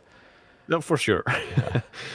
Yeah. Because for me, what I started noticing, and this is why I've kind of taken a streaming break, there's many reasons for it, but one of them was just, I don't want to be on my computer almost feeling like a 9 to 5 playing RuneScape, or I wasn't streaming 8 hours a day every day for the weekdays, but like even like 6-hour streams and stuff, it just felt almost some of the time it didn't feel worth it. Like I'm not a Bodhi making, here's fucking $5,000 for being live today. It's just not like that. So it's like some days it's just like I would question, why am I still doing this? And I think the podcasting game has opened up so much freedom for me. I still play RuneScape fucking every day because I still love this game, but it's given me the opportunity, if I ever want to explore some other avenues of life or any other career opportunity, like I could. So yeah, it's very nice. Yeah, I mean, I still like enjoy streaming, even though it doesn't really make like that much money per hour if you look at it that way. But like, also another question: like, do you care about money? Like I don't. I just want to. I just want to live neither. my life. Like I just don't want to feel like I'm on the brink of losing my fucking like house or like apartment or something. Like that would be stressful. That of course, but if you like, otherwise, I do not give a fuck about money. Like I'm with you, dude. I'm the most cheap bastard there's ever been in the fucking Netherlands, man. I do not spend any money on anything that's not like essential. Yeah, and you were kind of talking, about like even further in the future relationships or whatever else. Like my girlfriend has, like, she plays RuneScape. She has a maxed Iron Man. Like she's just awesome, and she's like the fucking coolest person I've ever met. And she's just like, she and I align in so many ways where like she doesn't care about money. She wants to just live a comfortable life that's not full of financial stress. But she's not like, we got to go on vacations every quarter and whatever else. Like, no, it's just none of that. And the fact that she plays RuneScape means like you have that understanding of like, we can just sit inside and game and just have fun. And yeah, that sounds beast, man. That sounds really great. It's fucking great. It's actually like, it honestly feels like a dream. It's like, this is so cool because we keep talking more and more about the potential of eventually moving in, either me going out there or coming out here. And it's just fucking how cool. far apart is it actually? It's like 1,200 miles. It's pretty. Jesus. Yeah, it's only far. It's only a 2.5-hour flight, and it's direct. Luckily. Okay. So I'm actually. That's not too bad. She just came out here like a week ago, and I'm flying out there again in a week. So nice. Like we plan many trips to see each other, and it's always just more and more. Every trip is now just like, okay, when can we make this like just official, or like just permanent, because this is just, it's money to be spent just having a brief time. But yeah, now being in my 30s and having met her, I'm like, okay, I definitely see my life in a different perspective of like, I don't know, like I focus a little bit more on like what I want to do, what I'm going to do to like make money going forward, and living with somebody and all these other things, and maybe like getting married and stuff. And that's like obviously a little bit further in the future, but like still I think about these things a lot more than I did a year ago, where it was just me being single. Yeah, things can change pretty drastically. They do. Like I wasn't not even like looking to buy a house, I would say like 4 months ago, and then all of a sudden I don't know, things were just moving so quickly, and before I knew it, I was like a homeowner already. I was like, bro, That's what? crazy. It even like, of course you think about it sometimes. Like at some point you kind of just have to make that step. I think. Well, I mean, I don't like renting because you're kind of just throwing money away, and I also don't like. I don't care about money, but I also do care about like not throwing it away, basically. So I definitely wanted to buy something if I got to that stage. And then I also like it just felt so differently than I would expect it to feel. It kind of felt pretty normal because I was just going with the flow, basically. I wasn't like making a huge deal out of it. And that also just, I don't know, kind of made me more chill, I guess, in that aspect. I was like, it's still stressful to like work on the house and like having to do a lot of things that I normally don't do, but it's, I don't know, it's just a fun experience. And yeah, I just didn't really see that coming like 4 months ago. It So is yeah. so it the crazy thing is how like a girl coming into your life, at least for me, I'm speaking personally, like Mhm.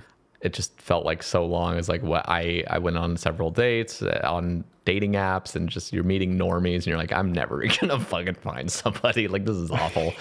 And then there's a few online things that just never really worked out, and then Mhm. all of a sudden I just meet somebody and it's like, holy fuck, like okay, this is getting serious. And Yeah. I actually had two questions for you about like IRL. Like one is like dating, and two is like working out, because I know you've always been more Mhm. into the fitness scene. How's that all going? Currently, I mean, it's going well still, but I'm only working out like once or twice a week because yeah, I'm just busy and I don't want to like put too much stress on my body while also just like being like very active during the day, like with like working on the house. Totally. So I only train like twice a week at the moment, and I definitely lost some weight. I think I'm like around 200 pounds now, which is like 90 kilograms, and I was like 95, which is like 212 or something. And how tall are you So again? that 6'2" Okay. or Yeah, 180, that's 187.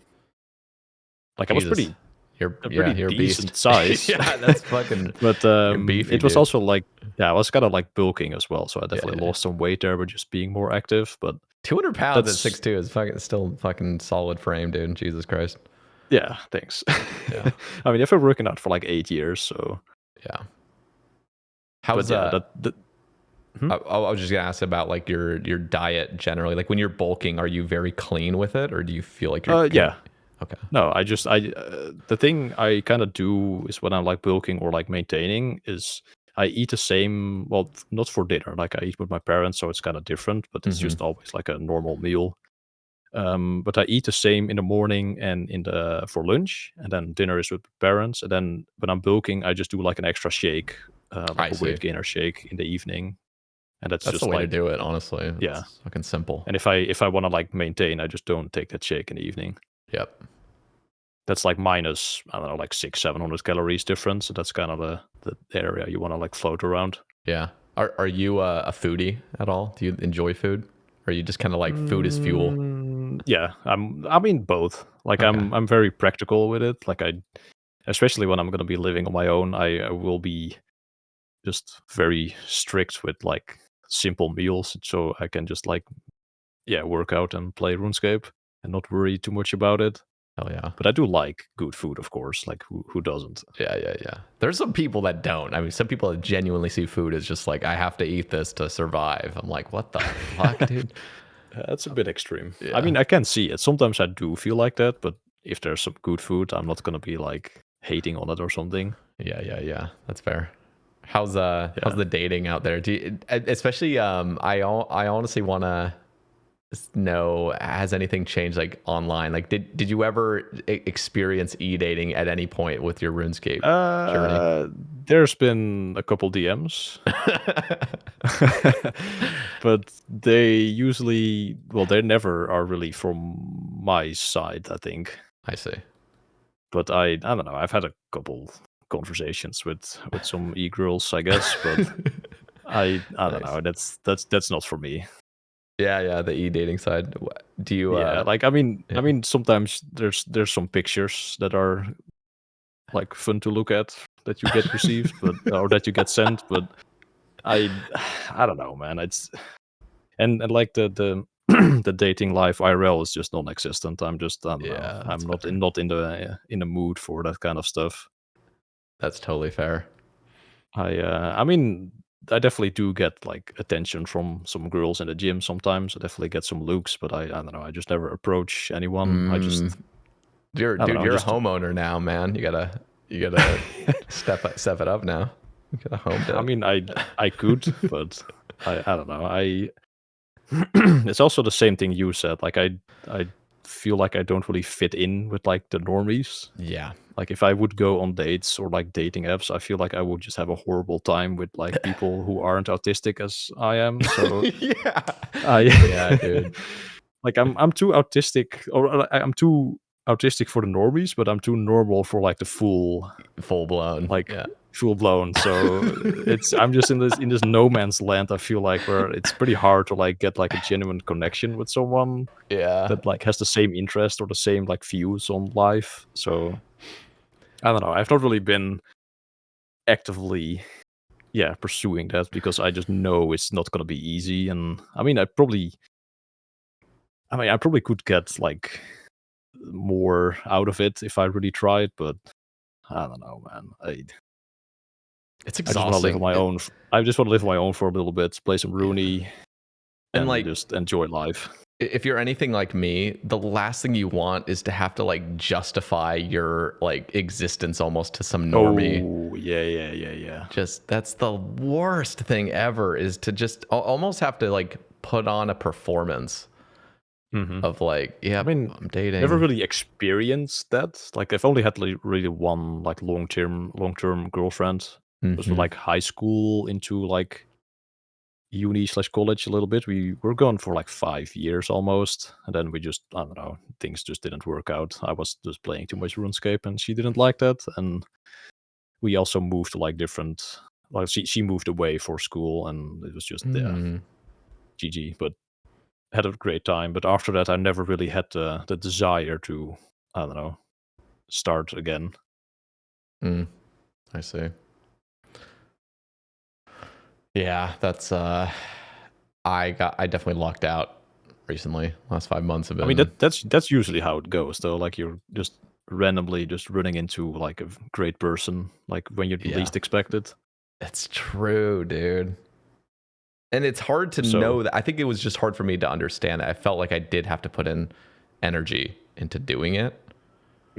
And I mean, ultimately, I reached out to her, so like I did have to put a little bit of energy, but it was scary, man. Yeah, it's a little less scary when like you already know they play RuneScape. It's just like, okay, like we already have some overall connection where I don't know. Yeah, I don't that have to definitely explain helps. myself. And she was listening to the podcast for like 2 years beforehand, so like she already knows so much about me. It was just like, thank God. Okay. Thank God. That does help a lot, yeah. It does. Having to explain myself. I remember the last date I went on before meeting her was just, I almost felt the need to justify so many things, because you meet and like one of the first things like, what do you do? And like, stream, like what? RuneScape? What's that? Children's point and click game. And then you have to sort of, I don't know. It's just the whole explaining things is just. Yeah, I mean, I've never really been on a date where I had to explain what I do, but like everybody else I meet, like friends at the gym or like my new neighbors, for example, and just recently we had a reunion from like high school. So yeah, of course I told what I was doing, and everybody was like super interested and or just very positive about something like that. So I feel like it would be less of a problem for me if I don't know, would explain that to like if someone just doesn't vibe with it, then sure, that's just not my problem. But I mean, I just do what I do, and I'm not gonna like hide that from someone. Yeah. If I like it wouldn't be an issue for me, but I can see it not working with people. But that's just not my problem. I think for me it was tough because I felt like I would get along with most people if only I could open up a little bit more over several dates. And so I felt like the first date I'd go on, I wanted to I just almost like justify a little bit more and prove that I'm more normal or something somehow. Yeah. And just to like sort of secure, like, okay, like I can open up, because I'm not like I'm not super awkward when I meet people. Like I can get along with people pretty easily off the bat. But I will say, with a date, when there's a cute girl, it's like, okay, I want to, like, you don't want to scare the host. I'm a little nervous. Like I'm a little nervous. I don't want to ruin this like right off the bat. Yeah. And so I feel like you don't want to like. You don't want to make it seem that you're kind of a weirdo or something. You want to be like normal. Is that what you're getting at? You want to be like, I didn't want.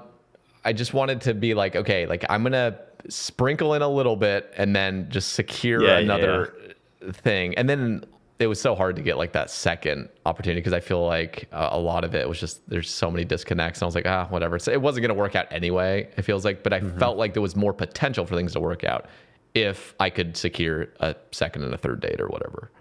Fair enough. Yeah. Then you just get more and more comfortable. But anyway, I'm glad it turned out the way it has. So yeah, it seems like you're in a great spot right now. So it's good. Yeah, nice, man. Yeah, I'm hoping the best for you with the content creation, because you're not the first creator I've talked to. I mean, UIM Loki, very similar.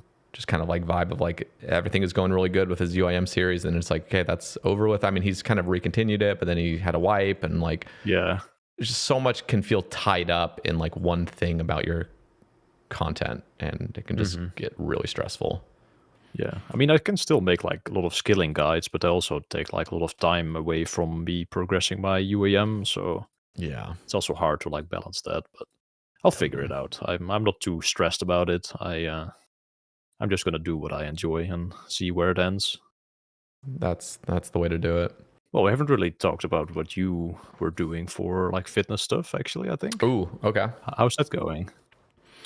It's going all right. I mean, my diet has not been in a good place necessarily. I mean, I'm still. That's usually what happens when guys get girlfriends. Their diet goes a little off the charts. A friend of mine as well. He was like cutting like super clean, everything. Just like he was below 80 kilograms, coming from like 88 or something. And how he's back up to like 85 or something after getting a girl.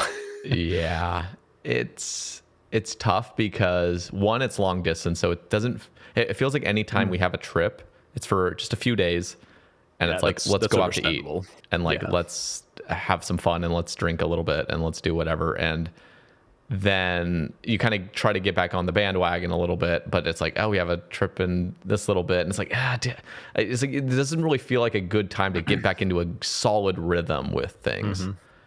So I've been pretty bad with that. I probably, I would say, because back in June, I finally got a pull-up bar, which I never had space for in my apartment. I don't have, because like I would use the pull-up bar out at the park, just like it's just a few 100 yards away from me, and I would kind of use that, and then I have like a little dips bar that I'd use, and then I would do like my Aussie pull-ups or whatever they're called, where you kind of just pull yourself up with your feet on the ground still.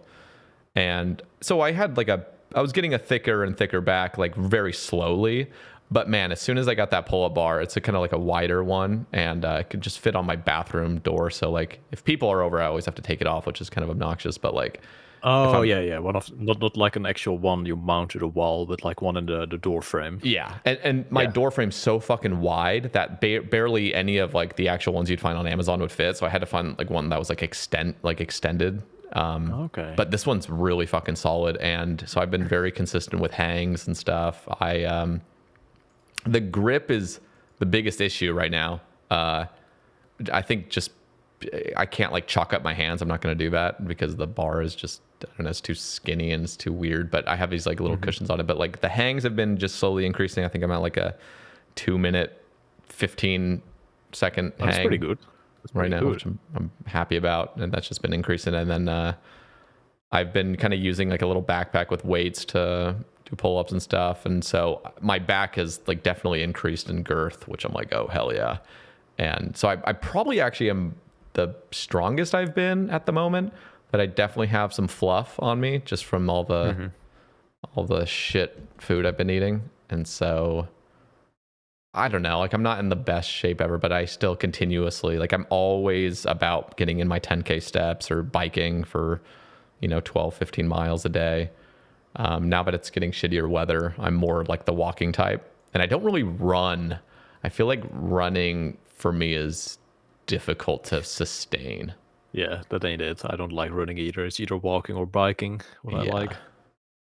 So I've been kind of in that. But yeah, this whole winter is like, okay, as long as I can sustainably get my 10K steps in every day and make sure I'm doing at least some sort of, it's very much calisthenics. I think me and you both were a little bit, it sounds like you go to an actual gym though. Yeah. I always went to the gym, but I started out with like calisthenics though. Like all those basic like body weight movements is what I started out with. And especially pull-ups are just the king of any exercise. Fucking crazy. I got so much stronger from doing those. Yeah. I've been. It really is. Anything that's going to be the most difficult is always just the best for growth. So I've been really trying to make myself uncomfortable. I've even started using like that backpack with weights to do more push-ups and dips with, which is I've seen some more growth with. Biceps have always been my weak point. I think my chest has always been my best point, and biceps are just like fuck. Like these things cannot grow. Yeah, I circuit. Well, try just arms in general is just my weakest point. I feel like, but I've been hammering on those recently. Like if I do go to the gym now, I always make sure to hit arms. Yeah. Like I just do like upper lower. Like one day I do upper, one day I do lower, but I still like hit arms on both days. Yeah, I mean, if they're not growing, like you just got to keep hitting them. It's like you don't have to take that many breaks with it. Yeah, definitely have seen progress, especially the biceps. But yeah, I kind of had small arms, I feel like, compared to my back and chest and shoulders. So been trying to bring those up. Yeah, the biggest my weakest point is just legs, and that's just because doing calisthenics with legs. Yeah. You can get them. Like, you can get them pretty good, but it actually takes like a lot of. It's so much easier with just like resistance training. It's so much easier. You fucking just do some squats with actual weight. Yeah, or a couple sets of leg press and some extensions, and you're just like getting so much more gains. Yeah, the amount of effort. And one of the issues with that is because I know that, because I have been to the gym back in college and my legs were definitely much more beefy. It's almost worse because now I barely train my legs. And even though ultimately like my shape has actually gotten better just because I am conditioned pretty well and I bike all the time. Biking's mostly just quads though. Biking is not hitting my ass at all. So it's like I definitely want to get my butt bigger, but it's all right. I think it just kind of comes and goes in seasons. Do you have some dumbbells laying around? I do, yeah. You can do some like single leg Romanian deadlifts or like some what are they called? Where you have one leg on a bench and like do the Bulgarian split squat. Yeah. Like those are fucking killer for your glutes and quads. And you can do those with pretty light dumbbells. Yeah, no, so that could be something to explore. It's really the laziness ultimately. It's kind of like if I just went to a gym, I could pump these up really quickly. But because I'm just at home, it's all coping at this point. It's just like I just don't want to train it. I just don't want to train my legs. I feel that though. Like training at home does not hit the same as training at the gym for me. Yeah. Like I definitely get lazy if I train at home. I just do like some pull-ups and some push-ups, and that's kind of just it. If I have to do some at-home workout, but if I go to the gym, I just go fucking all out for like 1.5 hours. Oh fuck yeah. It's a little bit tougher now, especially with a girlfriend, to like really motivate, like super motivate. So I'm kind of in this like chill phase, and the chill phases I've seen have actually been good for me ultimately, because you start slowly building up this crazy motivation to eventually get back into it hard. I think it's good to have those rest seasons, sort of. At least. But it's also dangerous, man. I've seen many guys just, I don't know, disappear for a bit and they come back and they're like, bro, what the hell happened to you? So I think be careful. Okay, yeah, that is fair. I think I can't take that too lightly. I definitely have to be careful, but I am very much still aware of like how I look and how I feel, and a lot of that, at least when it comes to working out, that's mostly what I'm focused on. I'm not focused on just getting big. It's just feeling strong and healthy and fit is my ultimate goal. And I think the getting big is, it's like a slippery slope for me, because like I never will feel big enough. And it's almost like that's the problem. You always can be bigger. Yeah, you can always be bigger. And so like for me, it's like I may as well find something that's truly sustainable and I can just feel good about. I don't know. Just getting jacked is definitely it's fucking experience. Fun. Like a guy of our age definitely has to, I don't know, have that experience. I feel like almost like if you're active and if you like working out, you kind of have to like see how far you can push yourself to like get as big as possible, and then just later, just of course, like naturally, don't do any secret sauce, but just I don't know, just try to get big. Just I don't know. I find it very fun to like get as big as possible, but I definitely felt like kind of ass at times when I was like 212 like pounds. Like just heavy, like lethargic, or like what do you mean? Yeah, just ass? A bit sluggish. Yeah, but it was fun. I don't know. Yeah, people were saying I looked big, so my ego was good. Was happy. Now yeah, maybe it is just a lot of coping, but I think the ways I will truly enjoy working out and getting big is like I just need to feel like I have a huge stretch of time where there's nothing in the way. Yeah. Like I think that's when it's easiest. That's the worst feeling, man. If you're like kind of tight on time, you want to get a good workout in. I just cannot. I have to like just go in there with only one purpose, and that is just, I don't know, lift weights and just not worry about anything else in the world. Those are the best workouts. If I like stress about, oh shit, I have to go in like an hour or something, that doesn't work. I'm not in the right mind to actually like push myself. Totally. What are your plans for sailing? I mean, are you just gonna work out at all? Yeah, that's difficult, man. I do try to like create a like little mini home gym ish, if I can get some like weights maybe. But yeah, I'm probably just gonna go very minimal, just like still stimulate some muscle so I don't lose all of it, but I'm not gonna try and actually get good workouts in, I think, if I'm actually serious about sailing. Yeah. Like the same as I'm doing right now is just stimulating the muscles so it still like stays. It's kind of the only thing I can do. As long as you're getting enough protein intake and just getting enough food in general and doing some sort of stimulation. Yeah, just anything. That's probably the plan. Just maybe like half an hour every couple days or something of doing something at home. That's good. And probably going for a walk like every day. On mobile, right? Well, on mobile. Yeah. Shipwreck salvaging probably. That's smart. I think the sustainable like periods where you're just trying to like maintain something, or at least try to maintain as much as you can, it really just comes down to diet. Like you just got to eat enough and just stimulate a little bit at least. Yeah, that's my plan basically. And I'm gonna get a standing desk as well, since I finally have the space for that. Because right now I'm like in the attic, and if I have a standing desk, my head goes through the roof, so that is not gonna work. But I'm gonna like place my setup downstairs in the living room in my new place. Just have all the space for a standing desk there. Hell yeah. Okay, let's switch gears back to a couple more questions, which is, what is your favorite piece of PVM and skilling content, and also your least favorite PVM and skilling content? Why don't you go first on this one? Actually, I still need to have some time.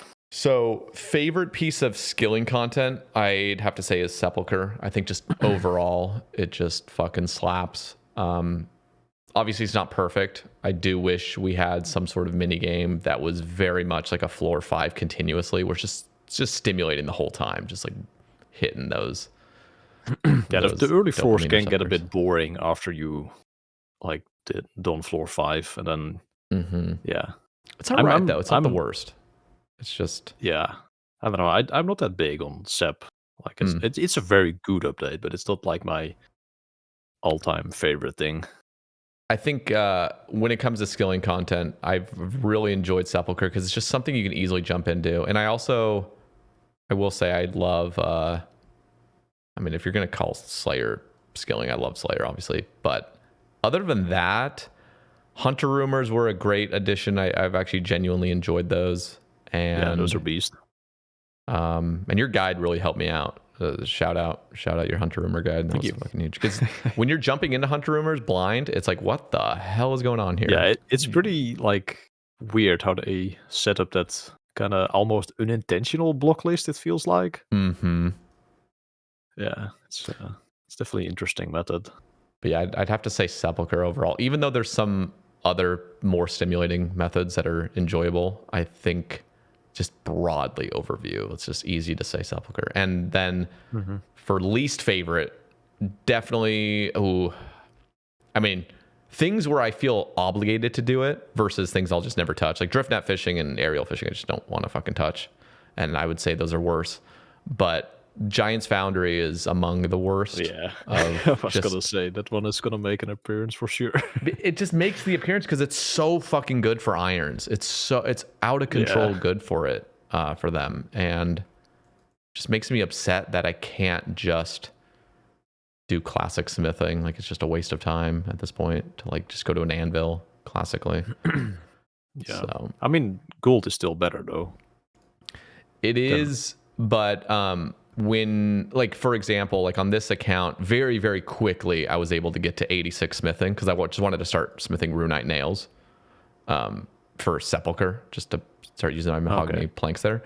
And so it was cool just being able to train smithing really quickly. But like I was just forced to do a bunch of Giant's Foundry because you're not going to have the gold, like the GP to buy the gold to get up there. And so normally smithing would be like one of your last skills to like dump the GP on. Exactly. And that's what I did on the UIM at least. So even though it feels like there's probably people hearing me and be like, well, you had Giant's Foundry to get you to that point. And it's like, yeah, it's true. But I hate the fact that it feels like I have to do it if I don't have the gold. And anyway, so there's that. And I swear, when I hear people that say Blast Furnace is a worse training method than Giant's Foundry, I'm like, you've never experienced the true bliss of Blast Furnace. Especially when you have everything banked. There's a difference between having to like go buy it and shit. But if you already have the shit banked, like, oh my god, on Sae Bae when I was doing post 99 smithing XP, I would just have like a 6-hour sesh on stream occasionally, just music blasting and just BF is like kind of almost RD vibe. Just like you click a little bit and then I don't know. There's just like continuous cycle of just like running laps with Blast Furnace that remind me of RD. It's clean. And then I'll go to PVM. Least favorite PVM. Actually, fuck. I'm trying to think of like PVM is kind of difficult. PVM is difficult.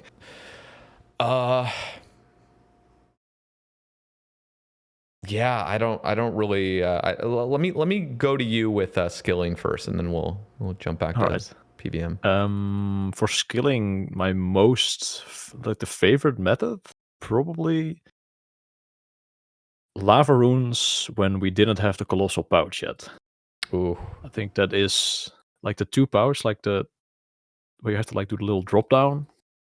Yeah. I think that was one of the most fun skilling methods. Like very good flow, like decent APM, but still like breaks from like running to the altar where you could click on like some alts and stuff. So I would have to say probably lava runes, like in the golden age of skilling, and not like the fucking Fortnite pouch. I don't know. That one feels weird. And the Ring of the Elements teleport also just feels wrong. Approaching the altar from the wrong direction. Yeah. And I mean, I also wanted to like say maybe 3-tick-4G is just like the OG, like still like standing, like one of the last skilling methods that's still the same pretty much from back then. That's also definitely one of the classics that I do enjoy. And for least favorites, that one is difficult, man. Like there's obviously like forestry comes to mind as like the fucking disaster that ruined like that ruined woodcutting, like almost perfect score for me. Like I would say woodcutting was one of the best skills balance-wise, I think. But yeah, forestry kind of stained that a little bit for me. But from like the overall feel of doing skilling things, that one is hard, man.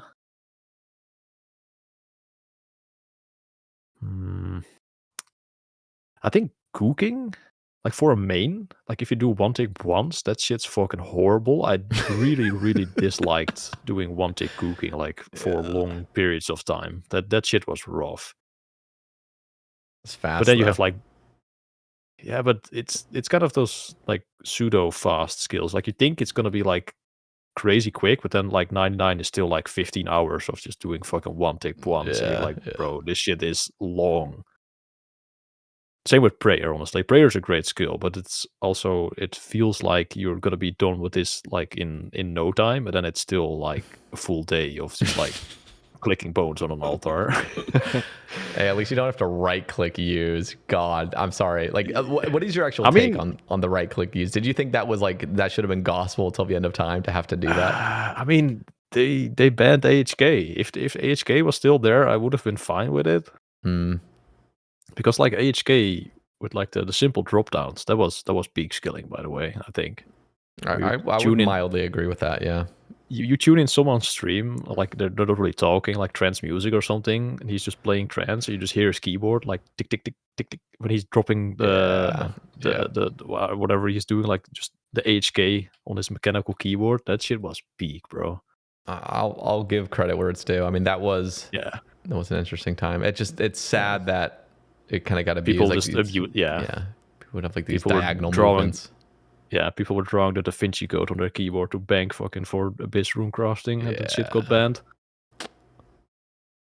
Unfortunate, but yeah, probably cooking, I would say, is definitely my least fun I've had, like efficiently skilling. Dude. And also fletching. Fletching is also like fletching darts. No bueno. You know what I would love is if we could like theoretically, if I could sort of design a sort of skilling piece of content, there would be two different methods. One would be a sort of 1.5 tick woodcutting, sort of like player grown trees, but map out the 3 tree spawns to all be within 2 tiles of each other. I know this obviously oversimplifies. Kind of like gem mining-esque, where you just like fly between a bunch of like skilling nodes and you just like get resources, or no, I really just mean like a new like hardwood area. So it's not like I would. It's hard to say this, but just like in theory, just imagine like this kind of fantasy realm that's not really being implemented. But something that would truly be fun in my eyes would be a sort of, if they had just mapped out on the actual map better the 3 hardwood trees where they're all within 2 tiles of each other, which means you can always go in between one and another without having to, like, I don't know, make 3. I think there's that one tree and the other one is like 3 tiles or 4 tiles away. Yeah, it's one tick further, Yeah, so it's just so much more fun going in between just the 2 that are up. But as soon as one's chopped down, it's like, fuck, I have to go over to the other ones. Yeah, and I know I see what you mean. But I know there's some... Yeah, there's obviously some complexity that's added to that because you kind of are keeping track of timers and whether it's worth it going over. But I think there's something similar to 3-tick 4G where it is just complete. You know exactly what's going on. There's not going to be any RNG about a rock depleting. I do agree with that. Yeah, the RNG factor of 1.5 tick definitely can be annoying. Like it's fun to like react to it, but if it keeps happening that the trees like go down like too quickly, that shit's annoying. Yeah. And every now and again, just switching up like the click pattern definitely feels good about that method. And 4G can feel boring after doing 1.5 tick. But I do agree with you. Have you ever done 2-tick teaks or 2-tick mahoganies at that hardwood patch where you're not using a knife log, but you're just going back and forth? Not really, no. So that is obviously less efficient, but the fact that you don't even knife log is incredibly like satisfying to some degree. It's never going to be efficient because you can just get way more logs per hour doing the other. But if you had 3 different hardwood patches that are all sort of connected by that 2 tile thing, and you could just kind of go back and forth between 2, bro, that shit is so fucking satisfying because it's just every 4 ticks you're clicking to the next one and you're getting a potential 2 logs, and knowing that you're just clicking every 4 ticks for a 2-tick cycle is so fucking satisfying, dude. Yeah, just the double roll is just the best thing ever. Good. That's why I was so happy that it worked for for sailing as well. Like holy shit, like we're actually getting another gatherer skill. Like, that's kind of gaming. I also, let me get your take on this. This is really nerdy, but I love when you're doing granite or something, and I don't know if you've ever done granite with the celestial ring just for fun. Obviously, it's not going to count for records or anything. Yeah. But like when you get the celestial ring charged, plus the maxcape, plus the Varrock body, plus the fucking infernal axe or the infernal pickaxe going off, it's like, bro, this shit slaps when you get this massive chunk where it's like you just rolled the 3 fucking biggest and they all fucking burned. Yeah, that's just correct, man. Like, dude, we need more shit like that. I kid you not. Like, we need more shit where like there's that potential. Like, that is RNG to some degree, but it's RNG. It's like not like crazy like variable. It's just like it keeps happening every now and then. Exactly. It's not like you go dry for like a week on something like that. Yeah. No, it's just got that good rhythm, and I think more skilling needs something like that. So, I mean, honestly, even if like I think like gem mining, I'm just going to stick with mining in general, but this could be given to anything. But like, man, if you could just get like a fucking dragonstone occasionally, or like a fucking onyx super, super rarely, or even just multiple, or make it so like the Varrock body works with it and you get like 2 gems at once, or maybe even up to 3 if you have like your max cape. And then what if, and again, I'm not advocating for this at all, but just in theory, if well, I'm mainly just saying I like the sort of sense of like getting a huge chunk of XP that overall will balance out to an appropriate XP rate, but having that variable of like you all of a sudden mine this gem rock and you get like the fucking 3 roll,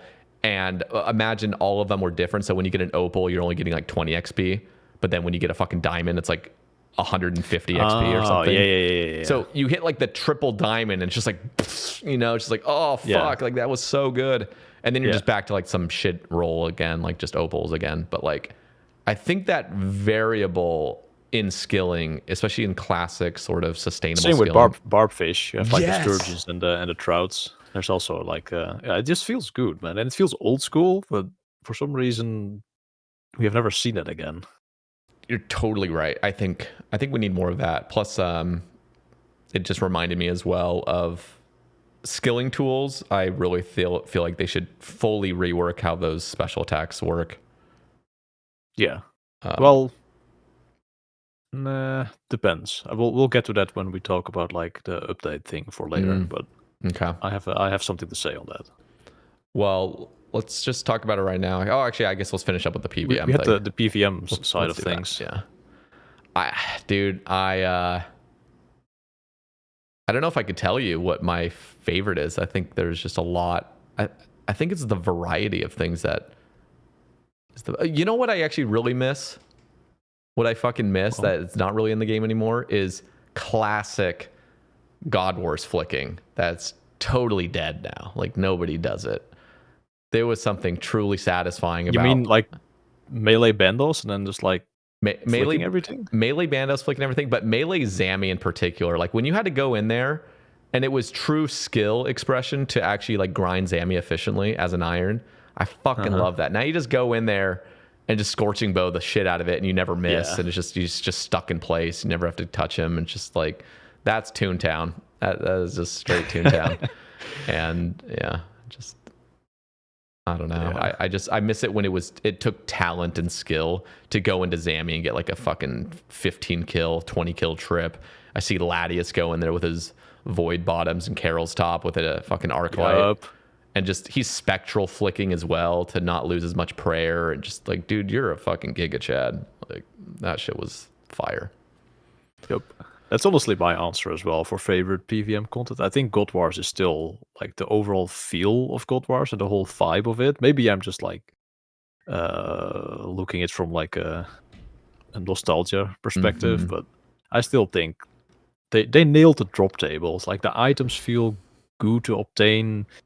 You have like the gold swords with the shards system that everything is just almost perfect about God Wars, I think.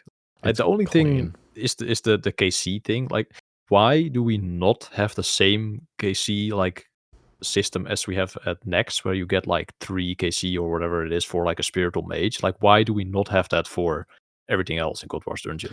Yeah. Yep. That is such a simple. Like I've heard yours like takes as well on God Wars that you want like stackable keys and that kind of stuff. I think the Yeah. keys are silly.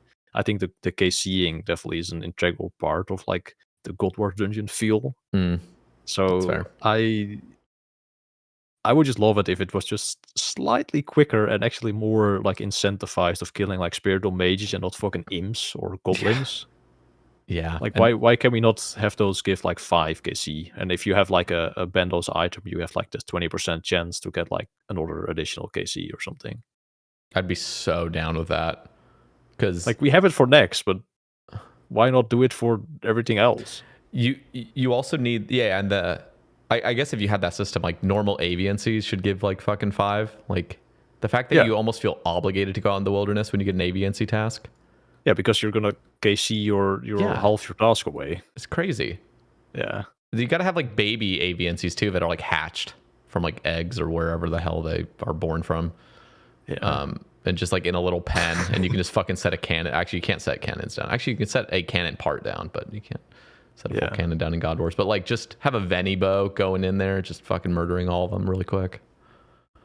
I'd be all right with that. That would also be nice, but yeah, I just think God Wars is near perfect, like simple PVM. That's not like KQ where you just get smacked around. There's some skill expression. I still love KQ and those kind of bosses, but God Wars Dungeon just hit that sweet spot for me, I think. It did. It really hits a sweet spot. And the drop rate seems, like you said, so reasonable. They're reasonable. They're obtainable. It feels like you're getting stuff. And all the other drops like still feel good, even though they're kind of trash. But it still feels not bad to like not get a unique there. Like the regular drops, like they keep extending your trips with like the super restores from certain bosses. And you have like these little like alcohols, but nothing like fucking here's 7 dragon blade legs. Like it just it's just beast, man. And they just never managed to capture that again. Like they tried with Nightmare. They say like, oh, we do this God Wars dungeon drop table style, and then they fucking off the mark. Holy shit.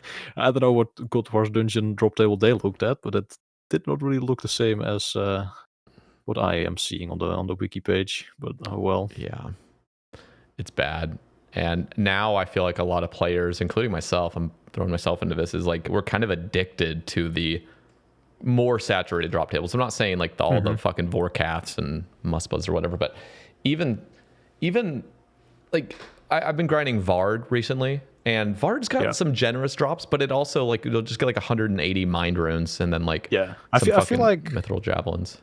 DT2 drop tables are the best in recent times in terms of like feel. There's some kind of really trolly items on there, like what you're saying, like 180 mind runes or like fucking bronze javelins or something, or like the noted bronze chain bodies. Like why not just give one unnoted bronze chain body, so it's actually just troll and funny, but why are they noted? Like, fuck, dude. There's some weird stuff, but the overall balance of those is pretty good. I would say so. I mean, have you grinded Leviathan at all? That, oh my god. No, not yet. I've only done Fordorvis and a little bit of Duke. Okay. Those are pretty generous.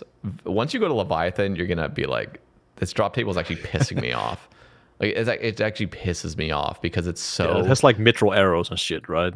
Yeah, it's just like all the shit it drops is just shitty. And then occasionally you get like, I think like a Dragon Bolt drop or like a... Oh yeah, a fucking Onyx bolt drop or something like that, and it's like it's so rare, and it's always that kill where you didn't do the perfect kill, so you just get fucked over and you feel like shit anyway. that definitely is a classic with the DT2 bosses. Yeah. Every time I got Dragon Dart tips at Fardorvis and it wasn't a perfect kill, I got mad. It's dude, that mechanic, I understand where they were trying to come from, like perfect kill, it's going to make you feel good, you get 50% extra loot. It's like, no, we only see it as a downgrade. We see the perfect loot as the standard, and now it's just whenever you don't hit it, you're just get this horrible feeling inside. Yeah. Do you want to see that again? Because I don't want to see the perfect kill mechanic, honestly. I'm against it. I don't like it.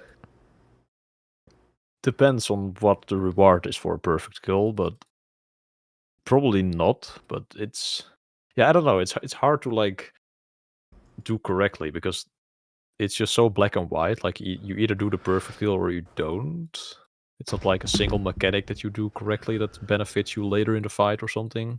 Usually it's always just like, oh, you do the perfect kill and then you get more loot. I don't know. There's something there, but it's hard to like get right, I feel like. I feel like the only thing they should do in that regard with perfect kills in the future, I could be wrong on this too, but just spitballing here, is make it so the uniques maybe become 10% or 20% more common if you got a perfect kill. Or like something that's more hidden, so you don't actually even feel that bad because it's not like a visual, like, oh, here's your less loot that you got. It's like you just have a higher chance of maybe rolling the good and then thing. like your overall time to the item goes down by like, I don't know, 7% because you get the perfect kill like 70% of the time or something. Yeah. And that feels better, yeah. And even then I'm still just like, just don't do it. I don't like it. I don't like it. Yeah.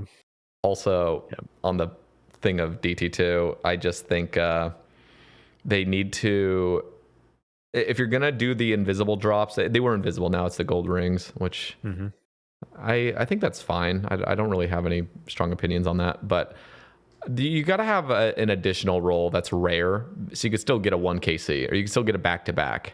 I think I would personally like that. I'd personally like an additional roll that's not increasing anything too crazy, but you could still get like a 1 in 5K or something for just to get the ring. Exactly. Like that, just another roll that's going on.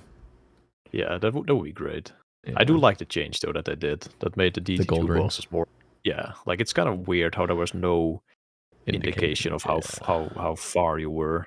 I think that's just better game design if you do have an indicator for people to like keep going. Like if you want to have people engaged with a piece of content for as long as possible, like surely you're gonna show them the progress they have made and not just do that behind the scenes and just have people cope for like 2 out of 3 while they're actually 0 out of 3 at like 1k KC. It's kind of bad. Yeah. Do you have your answers for the least and most favorite? I mean, I have not really experienced everything. Yeah. Yet. It's so hard because I want to just say one of the raids, like Tob or something, but like I don't actually feel that way. But it just has the most going for it. Like there's so much in it that you mean as favorite. Yeah, as favorite. As favorite, least favorite. Well, I was Toa is definitely up there amongst my like least favorite, sort of. But like, don't do my boy TOA like that, man. But I like, for example, like I like solo Ulm. That's a really enjoyable fight. But I can't say Chambers because to get there is not that enjoyable. It's just kind of ass. Yeah, like my answer for like what's your favorite raid when people ask that in stream or something, you know what that always is? What? They all suck. They all have something shitty about them, and they're all great, but they all suck at the same time. Yeah. Like none of them are perfect. Like TOA is just beast for the purple. Well, they kind of ruined that a little bit, but TOA just was good drop rates. Like you actually were getting items, and that felt good. After some practice, the raid can feel quite satisfying if you don't lose focus. And for Chambers, it's just, I mean, Chambers is just beast, but it's also has its flaws with like the drop table, and just some rooms are really fucking boring. And I don't know, TOB is just, I don't know, I never really got the TOB hype myself, so it's all right. There's not really anything bad to say about the UB, but I also just don't really like it that much. So they're all kind of shitty, but they're all fun. That's usually what I say. You know what's been pretty fun? I have actually enjoyed Yama. I can't say it's my favorite, but I've really enjoyed that. I actually really enjoyed Royal Titans too, which is fucking mid game. I have not done Titans yet. I was gonna do that soon, but I haven't done it yet. Titans is fucking solid. It's pretty damn good, especially it's when not like Moons. It's so much better than Moons. Holy fuck! Okay, it's just good. simplistic. And dude, if you have, I was doing it with a Noxious Halberd, which means that from a lot of different, there's like this mechanic where there's like a circle in the room, but because the halberd has an extended tile range, you can actually stand on the circle most of the time. If it's one tile away, you can stand on it. Is what you mean?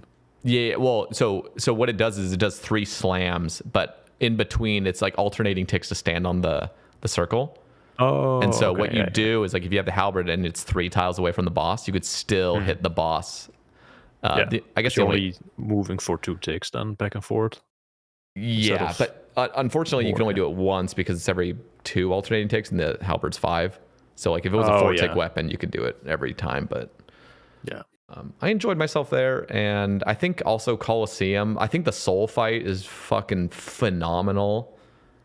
Yeah, that shit's beast. Yeah, it's just I've not done it yet, but I've done the simulator a little bit, and I've just seen the fight, and it looks fucking epic. It's fucking cool. It's really fucking cool. But oh, I got it. I got my favorite. You ready? Huey. All right, let's hear it. Fuck that. Volcano. Jesus. I mean, Volcano is actually beast, man. Stop. No. Please don't say that. No, they made it worse now with the recent update, but back in the day. The week 1 was fucking lit. Week 1's Volcano was fucking beast as shit. That was that's dope. What I mean. I did it on my alt. I did it on my alt on like week 1. I was making like fucking 3-4 mil an hour or something. Bro, that shit was epic. Week 1 was so cool because it was just this nonstop competition of like who's gonna fucking time getting enough Tephra, who's gonna 1.5 tick the hardest, who's not gonna miss a tick with the 1.5 ticking, bro. Even though it was like cutthroat as fuck, like there was people hopping because I was just going crazy. I was going nuclear. Like I was grinding like 12-hour days for like 5 days straight.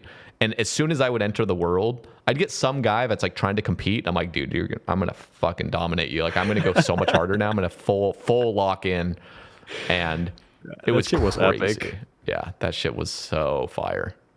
Yeah, and also just like doing casual kills after it got nerfed, like in a 4-man team was also just.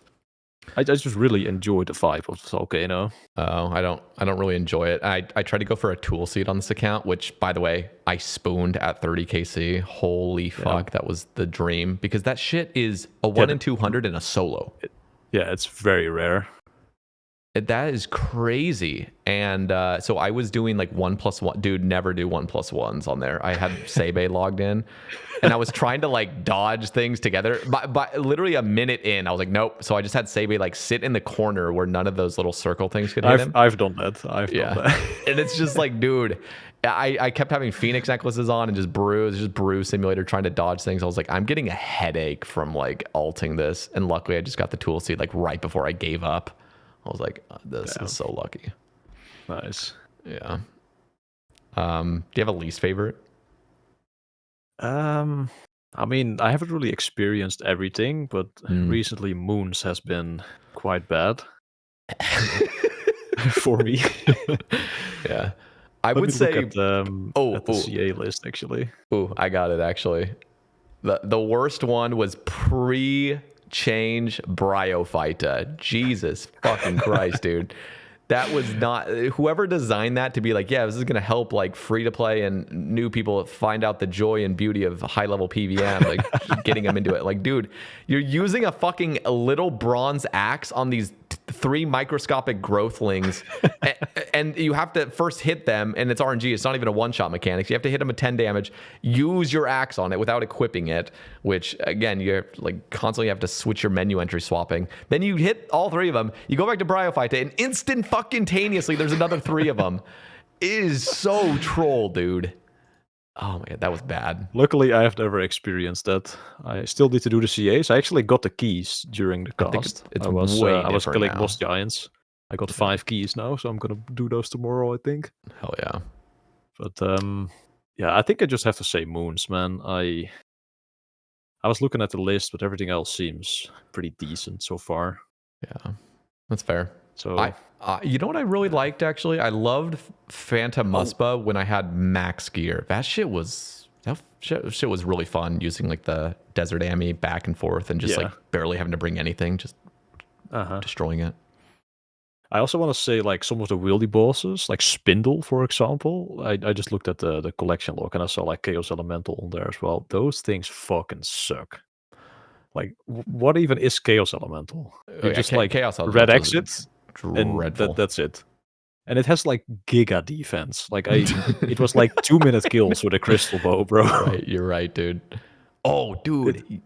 You know what I like? Chaos Fanatic as well is also terrible. Like all those wieldy demi bosses just fucking stink. They're pretty bad. They're really bad actually.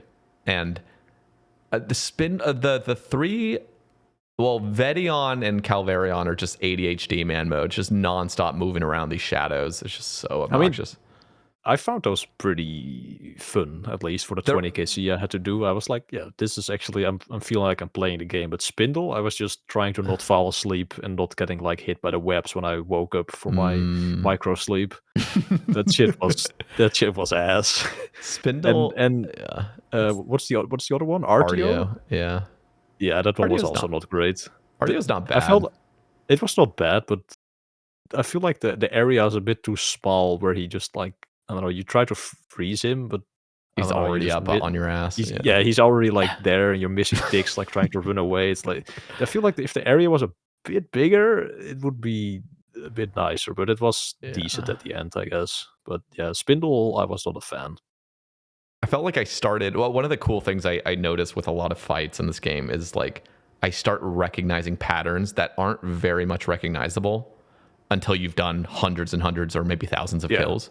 And RDO, I started recognizing the patterns of like exactly what it's about to do, sort of at certain times and at certain HP thresholds. I had it as well. Around like, I would say like 10 kills. I only have to do 20 for the CA. But around like 10 kills, I was like, all right, I know what he's kind of doing, and I know his animation when he throws like the magic projectile. But those first 10 kills, I was kind of mouthing at the boss. But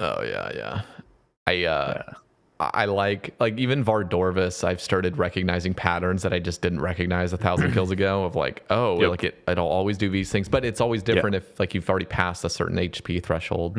Yeah, I noticed those two as well. Yeah, Vardorvis is actually so much fun. It is. Vardorvis might actually be one of my, I don't know, like top 3 bosses so far. It's fucking goated. It's so good. Dude, have you tried the Awakened? No, I have not. That shit will put you on edge because, well, one, it's slightly different because you can't be in the swords at first. I already did the Awakened version. It was my first time doing Vardorvis, so I was like, I'll learn this like Awakened style of dodging access in the normal one, so I don't have to like relearn the method. So I've kind of done that already. Do you use the DT2 plugin? Yeah. Okay, thank God, because that is an actual game changer when it comes to, especially the Awakened, because it's the fucking impossible to see that. And it's impossible to see the green and the blue. It's just like you can't focus too much on it. So it's nicer. If you change the projectiles to like the chambers, orbs or whatever. Yeah, they're more like just noticeable. So even though there's a sound cue to it, the mage one like doesn't even have a sound to it. It's just like silent, which can help. But I just did that. Just green logged the CAs for Vardorvis, and I was like, hell yeah, that shit will pump up your heart rate like massively. Just at the very end of that kill, it just gets fucking crazy. Yeah, that's not normally a sensation I look for when I play RuneScape, but every now and then I'm here for it.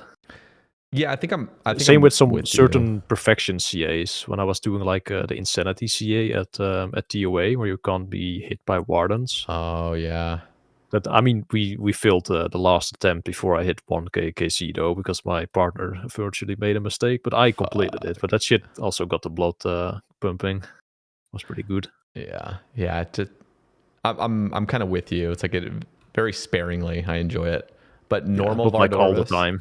Yeah, I just uploaded like a perfect hour of Vardorvis. I felt pretty good about it. Just like zooming, like 34 kills in an hour and just like flawless. I'm like, hell yeah. Like that feels good to have something feel like nice where you're kind of focused in for an hour.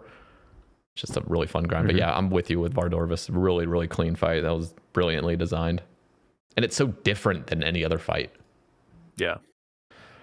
So I do like it a lot. Yeah, I'm not really sure. I will probably go with you where like God Wars in general feels pretty solid and Bryophyte is dog shit. Now, what was I gonna talk about before? Oh, it was the skilling tools. Wanted to touch on that if you had any thoughts on yeah. The little special attacks for it. Was that what you're gonna talk about?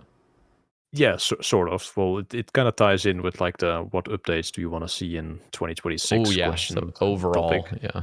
Yeah, because I think if you make skilling special attack, well, it depends on if they use the same special attack thing as we currently have. Yeah, like you the 100%. could not. It'd have to be a Soul Reaper Axe type special. Okay. Yeah. Then I could agree, because then there's definitely something there. Because I was gonna say, if you make it so that you have like limited resource of that, it kind of just boils down to like how many spec transfers I kind of bring here. yeah. And then it just becomes like if her irons, it just like keep going to Narda and back, just fucking keep, So stupid. that is not good. But yeah, we had a topic for like what updates do you want to see in 2026? Because I'm pretty hopeful for like next year. Like last year was decent. Like we get sailing hopefully this year still in autumn, but I don't know. This year had some bangers, but for me personally, I was kind of missing the excitement updates for me. So I really hope that Jagex finally like sits down and wants to talk about skill rebalancing, and particularly I want to see mining and smithing like revamped. And I had an idea for a mining rework. I still have like a whole document for it.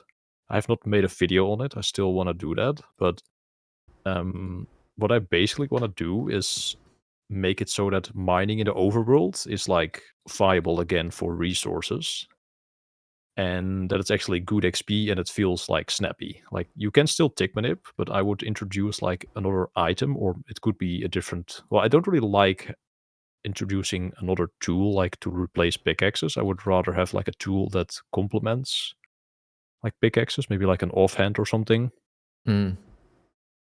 But basically make it so that you can just be much more snappy. Like you probably have seen, I think it was on the Sae Bae cast as well with Screedmunch. Yeah. Where you had that woodcutting clip. Yes. Something like that for mining, where you actually just like get a giga amount of ores. And then you also can build a like a minecart system yourself at certain mining locations where you can like transport those ores either to the bank or to the blast furnace storage, and then if you transport them to the blast furnace storage, you can use your own stock of ores there instead of having to like use the shop to actually buy them. I think that would be a much cleaner gameplay loop for like, well, it's mostly for irons, but I think something like that would be like a fucking dream if they do something like that in 2026 for me. Yeah, I mean, I love that. I love Screedmunch's idea. It's going to be interesting to see how that works, like realistically, like how the mechanics would play out that's balanced. Because, I mean, without obviously jumping too much into it, the whole gnome cube idea is about kind of a little bit more snappiness that feels like it's not just destroying your wrist. And you've probably heard my take on like the golden horseshoe and Brimhaven. Just like that little ring around it. Like if they were to just rebalance, and this is exactly what you're advocating, like just rebalance the respawn rates, the how long it XP takes to rates mine as it. well. Yeah, because otherwise that gets a little crazy. But I mean, like and success rates as well.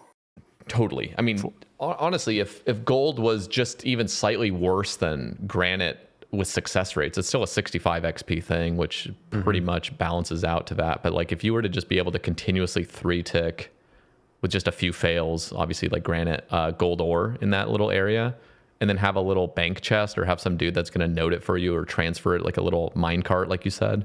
Yeah. Like That it needs to be thematic though. Like I'm not a fan of the noting NPCs. That's fair. Off. It's very private servery. I'm kind of used to it at this point. I need some medieval like kind of solution. I'd be so down with the minecart. Just a little tunnel there, similar to like what they have in Zaya, little minecarts. I mean, they already have it in fucking the coal mine trucks or whatever. Yep. Next to the McGruber's Woods, but that shit's fucking ancient content. Yeah. And but just revive that for like all the other ores and actually make it so you can transport them to the blast furnace. So you, well, I also have like another like thing in there, like a new introduction of you know those fragments in VM. Like you could also you could also get those like from mining. So you don't always succeed, of course, for a roll, but you always get some fragments, and then you can also like smelt those. Like if you have a bunch of fragments, you can smelt those into a bar as well. But you can only do that at like a normal furnace to like revive normal bar smithing a little bit, I guess. And then see that for like more. Bro. Yeah, or for like more XP for that kind of stuff. Like I have a whole document. I can link it if you want. Like read it for later. Yeah, no, that's a brilliant idea right there. This kind of have you touched the fletching minigame at all? I have, yeah. I've done it on the UIM. One of the Toontown things I actually truly enjoy, and I'm proud to admit it, is I love sort of like stacking crates or stacking Temperos loot or stacking those fucking leaves at fletching minigame, and then you can open them for later. I love that shit. It's fire. Yeah. And dude, what you just said right there, where like you can mine a runite or mine something that you're not going to get the ore every time, but at least every mining cycle you're getting some sort of stackable like debris. Yeah, and you get some token XP as well, so it feels better than just not getting anything for like fucking 20 ticks.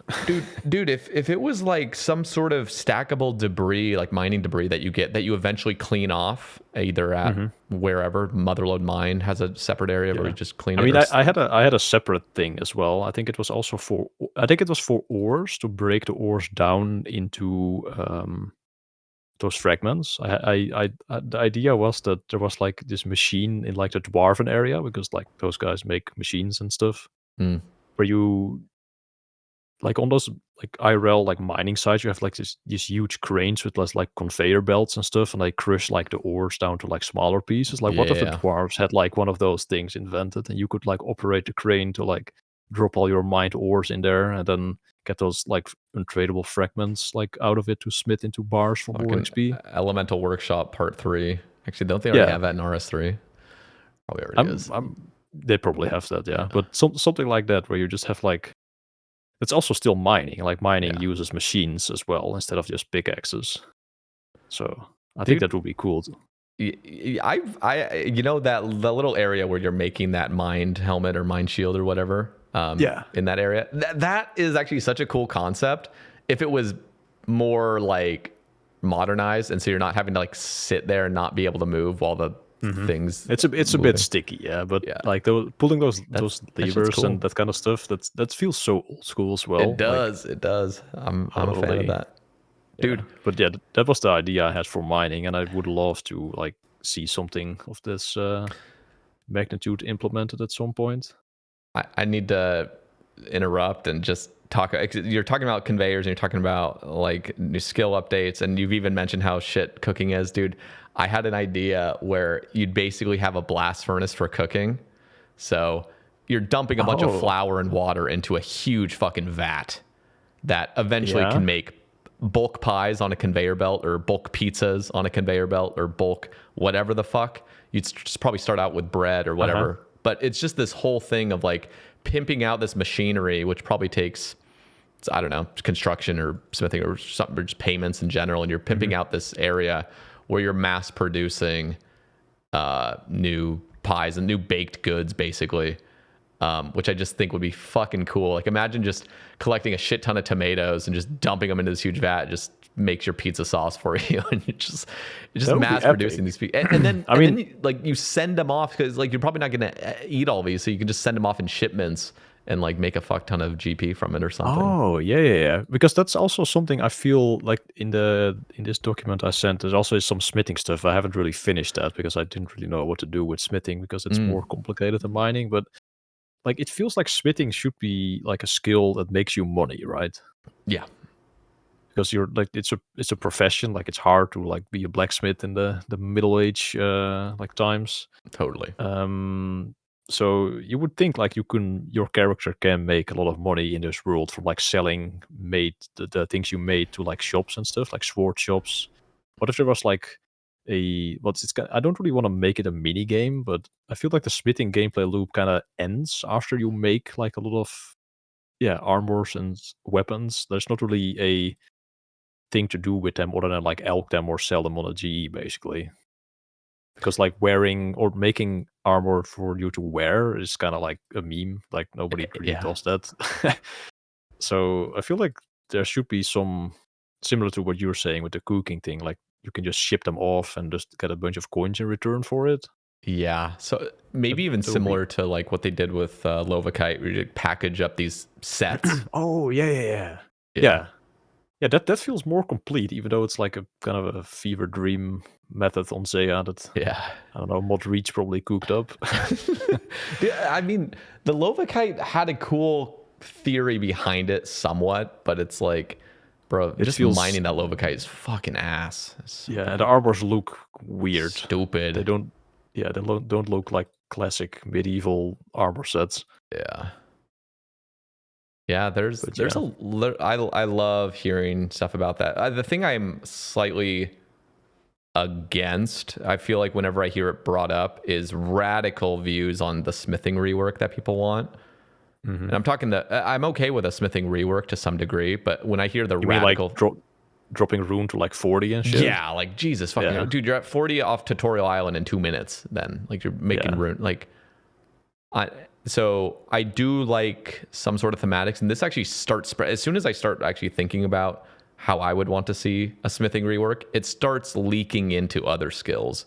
It starts kind of leaking into crafting and leaking into these other areas. I mean, sailing is a good skill for smithing, to revive smithing a little bit. Because, I mean, honestly, I think just generally speaking, I'll keep it very brief, but like the rework I'd want to see is like just have it so everything's kind of clamped a little bit. So level 80 becomes runite. Level 65 is adamant. Level, it just kind of goes down maybe like 10 or 15 levels, whatever it is. But the big thing to notice is like runite's all 80 and everything runite is 80. So you can make anything that's runite at level 80. And then you have these next 19 levels where true like truly like you're actually seeing like legitimate upgrades to like repairs and whatever else. And then it kind of got me thinking, and obviously it's a very, very fucking brief overview, but like it kind of leads into crafting where I find it very bizarre. And I'm not saying crafting needs a rework. I'm not losing sleep over any of this, but like I think you could almost agree, not to say everybody would agree on like changing the game just for the sake of it, but like if everything Sapphire was level 5 or level 10 or whatever, and everything Ruby was level 40, and everything Dragonstone was level 70 or something, and then everything Zenites was level 90. So it's just like as soon as you hit a level, you can now make all the Zenite stuff or all the things. I think that does feel better, because I randomly looked at the crafting stuff recently at the jewelry, and it's weird. You can make an opal ring with a silver bar at level 1. Yeah. That doesn't make any sense. Like you can't even make anything out of silver bars until like 23 with like tiaras. Like how can you make a ring with a gemstone at level 1? And then what's really weird is you can make like a Dragonstone ring at level 55, but you can't make the amulet, which is just a different mold, until 80. Like 25 levels later. It's like, what the fuck? Yeah, that doesn't make any sense. Like if they were to just flatten all this, first of all, it's going to bring out so much more potential for like other jewelry that comes out later, because we've capped ourselves now. We're at 98 with a Zenite amulet. They couldn't even do anything with the Rancor because it's like, what is it going to be, a 98 or 99? Like just capped. Like the Rancor, if Zenites had been like 85, for example, which might be too low, I would say 90 as Zenites would be a good cutoff. You just make all of it. Yeah, but 98 is silly indeed. It's really silly. And then the Rancor could have been a 92 or a 95 or something, but like you'd have more space going forward. Yep. Yeah, that's a bit strange. But yeah, when I hear people saying like smithing is so weird because you should be level 40 to smith something that wields level 40. I'm like, we're not seeing the same thing with woodcutting. Nobody's freaking out about woodcutting where you can't chop a magic tree until 75. You can't string it until 85. And then you can use it at 50 though. Like you can use magic equipment at 50. So where's the despair? Why are people freaking out about that? So there already are these weird jank things. And I think if you were to start fixing one, you kind of have to look at all of them and don't make too radical of changes. Just make things that make sense. I do agree with that, yeah. But yeah, hopefully Jagex actually listens to people who want the best for skilling at some point. Mm-hmm. So is that your main overall? Did you have any other updates you'd want? I want to see Metaphors, man. Yeah. And I actually have a good idea for Metaphors as well. Like I want to see a mini skilling raid in Metaphors. Oh shit. Which is basically like BA meets Sepulcher meets Pyramid Plunder. Like you do have to do it in a team with roles. That's the BA part. And then you just like go in these like tombs, I guess, because it's in Metaphors. It's like looting urns similar to Plunder. But the plunders, like the urns, are not like fucking sticky as shit as they are. and you fail actually repeatedly. Yeah, and you can't fail, but you like when you go in, you're getting chased by a huge like scarab swarm, so you have to like keep moving. And then if you get to like a loot chamber, you can build like barricades. Like the builder roles have to like build barricades, and then you have to like loot as a team, and then you have to like keep progressing down into like the main like loot chamber at some point, and then you have to like just loot along the way while dodging like boulders that flying around, like obstacles, like those. Also, an idea I had for this was like the Yama pillars or like the Yama stepping stones, but then you have to like coordinate as a team to like be like 2 ticks apart from each other, otherwise like the pillars like start falling and people are being left behind and stuff. See, I just want to see like some coordinated like Sepulcher thing with like loot that is not like terrible. Yeah, that would be so fucking cool. Are you concerned at all about like what would this mainly be giving XP for? Because I know you're agility and thieving. Okay, because you're a little scared of like the combo stuff of being too combined, where it just eliminates the need. It would just be edgy and thieving, and you get some like token XP and like construction or other skills that you use for like the roles. Okay. And the loot would also be like, I don't know, some different like skilling, like actually getting skilling rewards from skilling content and not PVM. Dude, you know what the skilling reward could be? You might have heard this idea if you've watched any of my recent stuff, but like the stun deflectors. So it's an untradeable, stackable for thieving item. Yeah. So it's a thing called a stun deflector, which basically it's untradeable. You have to collect them slowly. They're going to be like a passive thing you collect. And I did not hear about this. Yeah, and then what you do is you bring them to the places where you're just continuously getting fucked by an NPC with elves or fires. Yeah, elves and fires are the perfect example.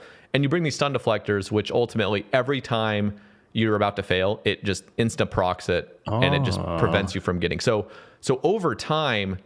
So like ultimately you're going to be getting way more XP per hour in the real time of training it, but the actual it's like stored XP. Exactly, it's like day alt. Yeah, I like that a lot.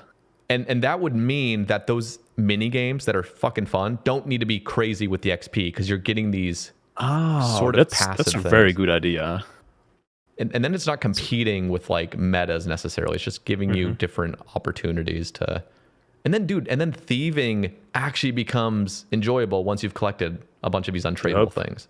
That's a very good idea. I'm gonna add that to the document that I have for that. Hell yeah! I also make a video on this thing. I think as well at some point on the Metaphors thing. That's and one of the coolest parts about it is it's also not taking away from dodgy necklaces or Shadow Veil, because ultimately you want to still be deflecting as much as you can, so you're not using your stun deflectors as much. So you're still using everything at your disposal, and these stun deflectors are helping. So you're not taking away any of these other tools. Oh.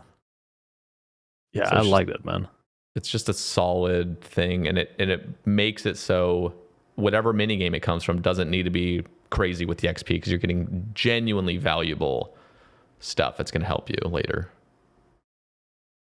So yeah, I'm gonna add that to the document. Hell yeah, sure. Feel free. I love that. Generally, like updates I would want to advocate for is just, it's a lot of skilling, just like you. I'm a huge proponent of just making agility, breaking free from this stupid rooftop agility mold that we just can't separate ourselves from for some weird reason. Just making it so we have some genuinely fun, rhythmic courses that are still clickbox based. You may have heard this. I know I've talked about this many times, so my audience has heard it, but it's very much like the Yama stepping stones, except it gets more complex. So you'd have this sort of obstacle course. I don't know if you've ever watched like Ninja Warrior stuff, where it's like I have, yeah. Yeah, you're like jumping across these little balance beams, and then there's like balls fucking going side to side, and then whatever else, and there's like a wall you have to scale. But in this RuneScapeized version, it's, you know, you'd have a wall that you have to scale, but there'd be handholds. That's like basically one you have to click, and then 2 ticks later you click the next one, because it's like a big reach, and then it's 1 tick alternating. So it's like 1 tick, 2 tick, 1 tick, 2 tick. Yeah. Something like that. Your guy like does the animation as well. The animations are key to making this a successful update, because you want to make it feel smooth and satisfying. No, but also like going off the animations for like the big swing. Like you see your guy like leaping back, I guess, and then trying to do the big swing. Yes. It's got to have that just perfect like visual cues where it makes sense to click the next one. And so that would be like would you fall though if you like mistime that? Yes. Okay, so every time you make a mistake, if you have a high enough agility, there'd only be a chance of you slipping. Okay. So if you mess up, it's like, all right, well, you're a high enough agility, you pass the fail test, you cling on barely, and then you just kind of reset. Yeah. But I would like it if ultimately, you know, if you're just starting, you're slipping every single time you're messing up. So it's very simplistic. Once you've done it for a few hours, you totally have it internalized. Like, okay, this is exactly what I'm doing. It's super visual, so you get it. And there'd be multiple courses. So like, I'd want the first one to start at like fucking level 20. Something where you can just kind of skip rooftops and you can train agility at a really fun stage. Would it be possible to like add this to rooftops in a way? Like if they reworked rooftops instead of like adding this on top of like rooftops? I don't think... Well, I'm against it mainly because I know people love rooftops. Like, weirdly. It would definitely be more controversial, yeah. Yeah, and I think rooftops do have something where it's very, very chill. You do not need to focus whatsoever. There's just, I don't know. It's just whatever. I mean, I'm doing Arty right now. Yeah. I'm chilling. So this would be more like just something where it's mostly focused on XP. There's very little reward. Maybe there's some cosmetics you can get from it. They could go the GP route too, but I think ultimately it would be just cool to have a course that actually competes with Sepulchre, that doesn't have any of the GP reward to it really. And it could even be above Sepulchre at the highest levels, at the highest courses, where Sepulchre... Okay. And ultimately this, I imagine, would be easier than Sepulchre once you have it down and everything. But the courses would get a little bit harder every time and just change up. So like, I imagine the 1 tick, 2 tick little scaling wall. The next one could be you're jumping across these balls and it's every 2 ticks. If you click earlier, if you click any later, you're going to fall, slip, you got to reset. And then there'd be one that's like every 1 tick. And then all of a sudden in the middle of it, you got to hold off 2 ticks or something. And it's just these very predictable things that you can see visually. And it's all click box based. So you're just clicking actual click boxes. So it's way different than Sepulchre, where you're just kind of free roaming, kind of just moving in general. I mean, you could like combine it as well at the later levels, like throw in some like dart-ish obstacles or like some boulders that roll down the mountain that you like kind of have to like path in between. Yeah. I think you could, combining it would be the best of both worlds, because only clickbox, it's a bit... I don't know, a bit too still. I think you do want to have some free movement as well, because people love that for Sepulchre. It definitely feels like you're floating. Yeah. So I think having both in there would definitely be the best. I'd love to see it tested, because in my head it's really like you have a station where it's a few seconds of intensity where you're clicking these little click boxes and whatever else. And then you're running to the next obstacle, which is kind of that free roaming thing. And one of the things I love about that, the moving to the next one, is I want that animation stall where you finished an obstacle and it has this animation that just delays a little bit longer. And so when your guy finally gets out of the animation, you're beelining it toward the next one. You're just fucking zipping. And then you get to the next station, and then it's another little set of click boxes. All of a sudden you're beelining it to the next one. And there needs to be something very rhythmic that feels fucking solid the whole way. And the other reason I kind of like the click box thing, generally speaking, I'm totally for some elements of the free roaming, but one of the things it prevents is you being able to like, and I'm usually against prevention of things, but I've noticed with like artifacts and sepulcher, you end up multi-skilling with everything. You feel like obligated to some degree. And with this, you really can't, because it's continuously clicking and interrupting actions you could have had. That is true. Yeah, the thing with sep and artifacts definitely is the multi-skilling made it fucking way too good for what it actually was supposed to be. Well, I mean, sepulcher probably should have been less XP per hour for how much loot it also gives. Because like now, they probably won't really introduce a new course that's higher XP than RD. Like they kind of designed themselves into a corner in a way with the agility XP. Like it was such a big jump over like what we had previously that we can't really go beyond sepulcher easily at this point. Yeah, and I don't even think necessarily, I mean, in my perfect world of this, it's just like sepulcher being maybe 105k max, barely looting at all. I would imagine this could maybe get up to like 110, 115, but it's flawless and it's at the highest course, which might be a level 90 requirement, something like that, or maybe even a 95 requirement for like the highest.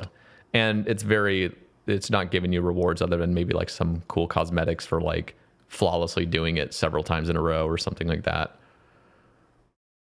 But ultimately, it's not about, even if it's not competing necessarily with the highest, I want it to just be an alternative so agility truly can be fun. One of the things that depresses me so much is watching a new player enter this game, realize they need to train some agility, and they're running Varrock for like 5 hours.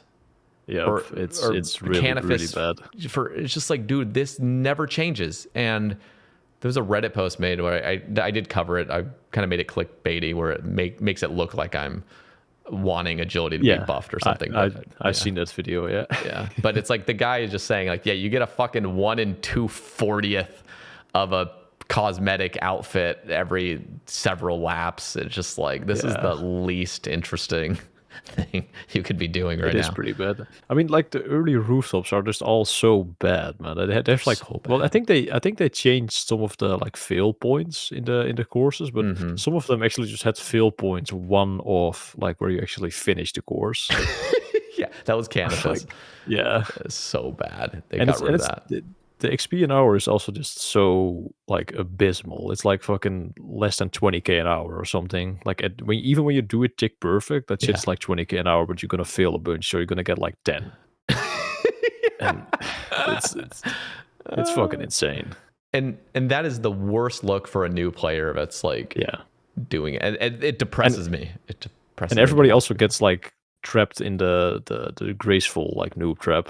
Yeah, like early on, everybody's we've got to get graceful because I have to like run like 20 tiles for a quest. Better have my graceful on, and I just spent like 10 hours getting graceful and just never log in again. Like, and then even when they get the graceful, they're losing time by going to the bank to like pick up the graceful or like do it. It's just like this is it's a noob trap is exactly what it is. Yeah. And it's also like so many hours like for a quote unquote skilling set. Like most of the skilling outfits are like a couple hours at best. Yeah. And this one is just like fucking, I mean, how many hours is it even? Like, don't you get like 20? 20? I want to say it's like, I almost want to say it's 25 from the beginning. I think it's way shorter when you're just grinding already with the already elite to get 240 marks is fucking. Yeah, that's like 10 hours or something. Yeah, I think it's like 20. for 25, goodness. maybe. Like, it's pretty fucking bad. Yeah, that's horrible. Yeah, unless you just grind at Canifis. I think Canifis never changes, and there's a lot of people just stick it out at Canifis the whole time, just get extra marks. But still, that's like who wants to be gaining hours? Honestly, let me just look it up. I think Canifis is less than 20. I think it was like 17k XP an hour. Canifis course. Well, they probably buffed it now, but it's 19. Oh yeah, it's 19.7k. So they did buff it, but it's not even 20k, and you're failing when you're at level. Mm-hmm. Holy shit, dude! The worst course ever is Falador. That the aesthetics of it is the most depressing area to be in. I do agree. Falador is the worst. Bully is also pretty bad. Yeah, at least you're getting more XP per hour. They buffed it enough to compete with Sears. Now it's decent, but I remember trying to get like some edgy levels like back in the day when I was like going for max on like my main, like talking fucking 2014. I was not having a good time on that course. I remember it still. Yeah, that's not good. That's funny. Yeah, that's pretty much just it's really pretty like much what you want to see. Pretty much the updates you want to see. Yeah, I mean, I want to see some cool, like, I just want to see mid game stuff. That more mid game. Not excuse me. No, I don't want to see mid game things as we've seen them. I want to see mid game things that are actually challenging. Like, you don't need, I don't know. I just feel like Royal Titans did a great job. Once you experience some Royal Titans, you'll realize like this is actually kind of enjoyable, and it's just simplistic. It's old. It feels very old school. It's good. All right. Nice. But it's kind of got that Scurious vibe to it. But honestly, like a sort of mid game Scurious that is just really kind of pushing the limits of mid game gear, kind of. And just, but again, it's kind of like Gauntlet, but then not shit. Yeah, just like a short, and they got to be short. I love the shorter stuff, like a couple minutes or something. If Gauntlet was only the fight, it was very, very good. But the prep slows everything so like down so much that it's kind of a slog to get through like the KC for Bova. At least that's what I experienced it like. Like the fight was the fun part. Honestly, when you didn't get like hit 12 through prayer every time. Yeah, and you know what would make Gauntlet instantly more enjoyable is if all the resources were stackable. So there's none of that like dropping. Oh my goodness! Oh, going for the tier 3 armor CA. Jesus Christ! Yeah, and hardcores will camp that stuff. Yeah, I could not. I already lost my mind doing tier 2 preps at first. Yeah, I'd be so down if it was just like stackable resources, at least for the 3, the cotton, the tree, and the mining stuff. Yeah, not for the fish, obviously. But... honestly, even if it was for the fish, it's like you still are on a time limit. You don't want to just cook unlimited fish. Like you're only going to cook as many as you would cook anyway. So it's not like that would be that broken anyway. But yeah, you rarely run out of food anyway. Yeah, that's true. Yeah. So, and you still have to fish it and cook it. That's the thing that's taking so much time, not the stackable dropping necessarily. True. So that would be, but yeah, I'm not super focused on that, mainly because they already are doing their thing. But man, if Moons had just not been so shit, that would have been banger. But yeah, so damn, yeah, that's kind of it. We've been all over the place today with the conversation. I feel like this was really solid. I enjoyed this thoroughly. Yeah, same. It was a really good. How many hours? This is four solid hours. Yeah, this is a beefer. I'm not used to the 4-hour ones these days. I mean, this was it's been a while. I think for you as well. Yeah. But nice, man. I really fucking appreciate your time, man. It was it's always honestly a pleasure talking with you, and I love how like passionate you've been toward the game, and I definitely look forward to the future of this game and seeing how the content creation space kind of adjusts. And I'm very curious on like how your content evolves over time. You make some of the fucking greatest guides. Like selfishly, if you were to, I definitely understand that hesitancy of like taking time away from like the grinds you actually are enjoying to make a guide, because guides are not the most fun thing to actually make. Dude, that sepulcher guide, that took me forever to put together. Bro. And I was like recording while I was like having a sore throat as well. That shit was horrible, but it was worth it. Yeah, it's just it's like a cool artifact that like has aged like very nicely. I need to make way more guides, I know, but I've just been not in the right, I don't know, space to do so. And you've been busy as well. Yeah. But hey, I love these conversations. So like anytime like you want to come on for any sort of discussion, I really want to get you on post sailing. It'll probably be after you get 200 mil all, because you're not gonna really have time to be streaming. Let's do that. Let's do that after sailing. We'll do cast number 5. Hell yeah, I'm down. Well, for those listening, go check out Hebox's stuff down below in the description. He's on YouTube, Twitch. He's probably going to be streaming Twitch, Kick, and YouTube potentially. So definitely go check him a follow on all his socials down below. And I appreciate you all. If you guys want to support, as discussed a little bit earlier in the conversation, there's a few exclusive episodes, about 10 at this point, and for $2 a month you can support and also gain access to those exclusive full-length episodes. So thank you all, and Hebox, appreciate you today, and we'll catch you guys in the next one. Peace.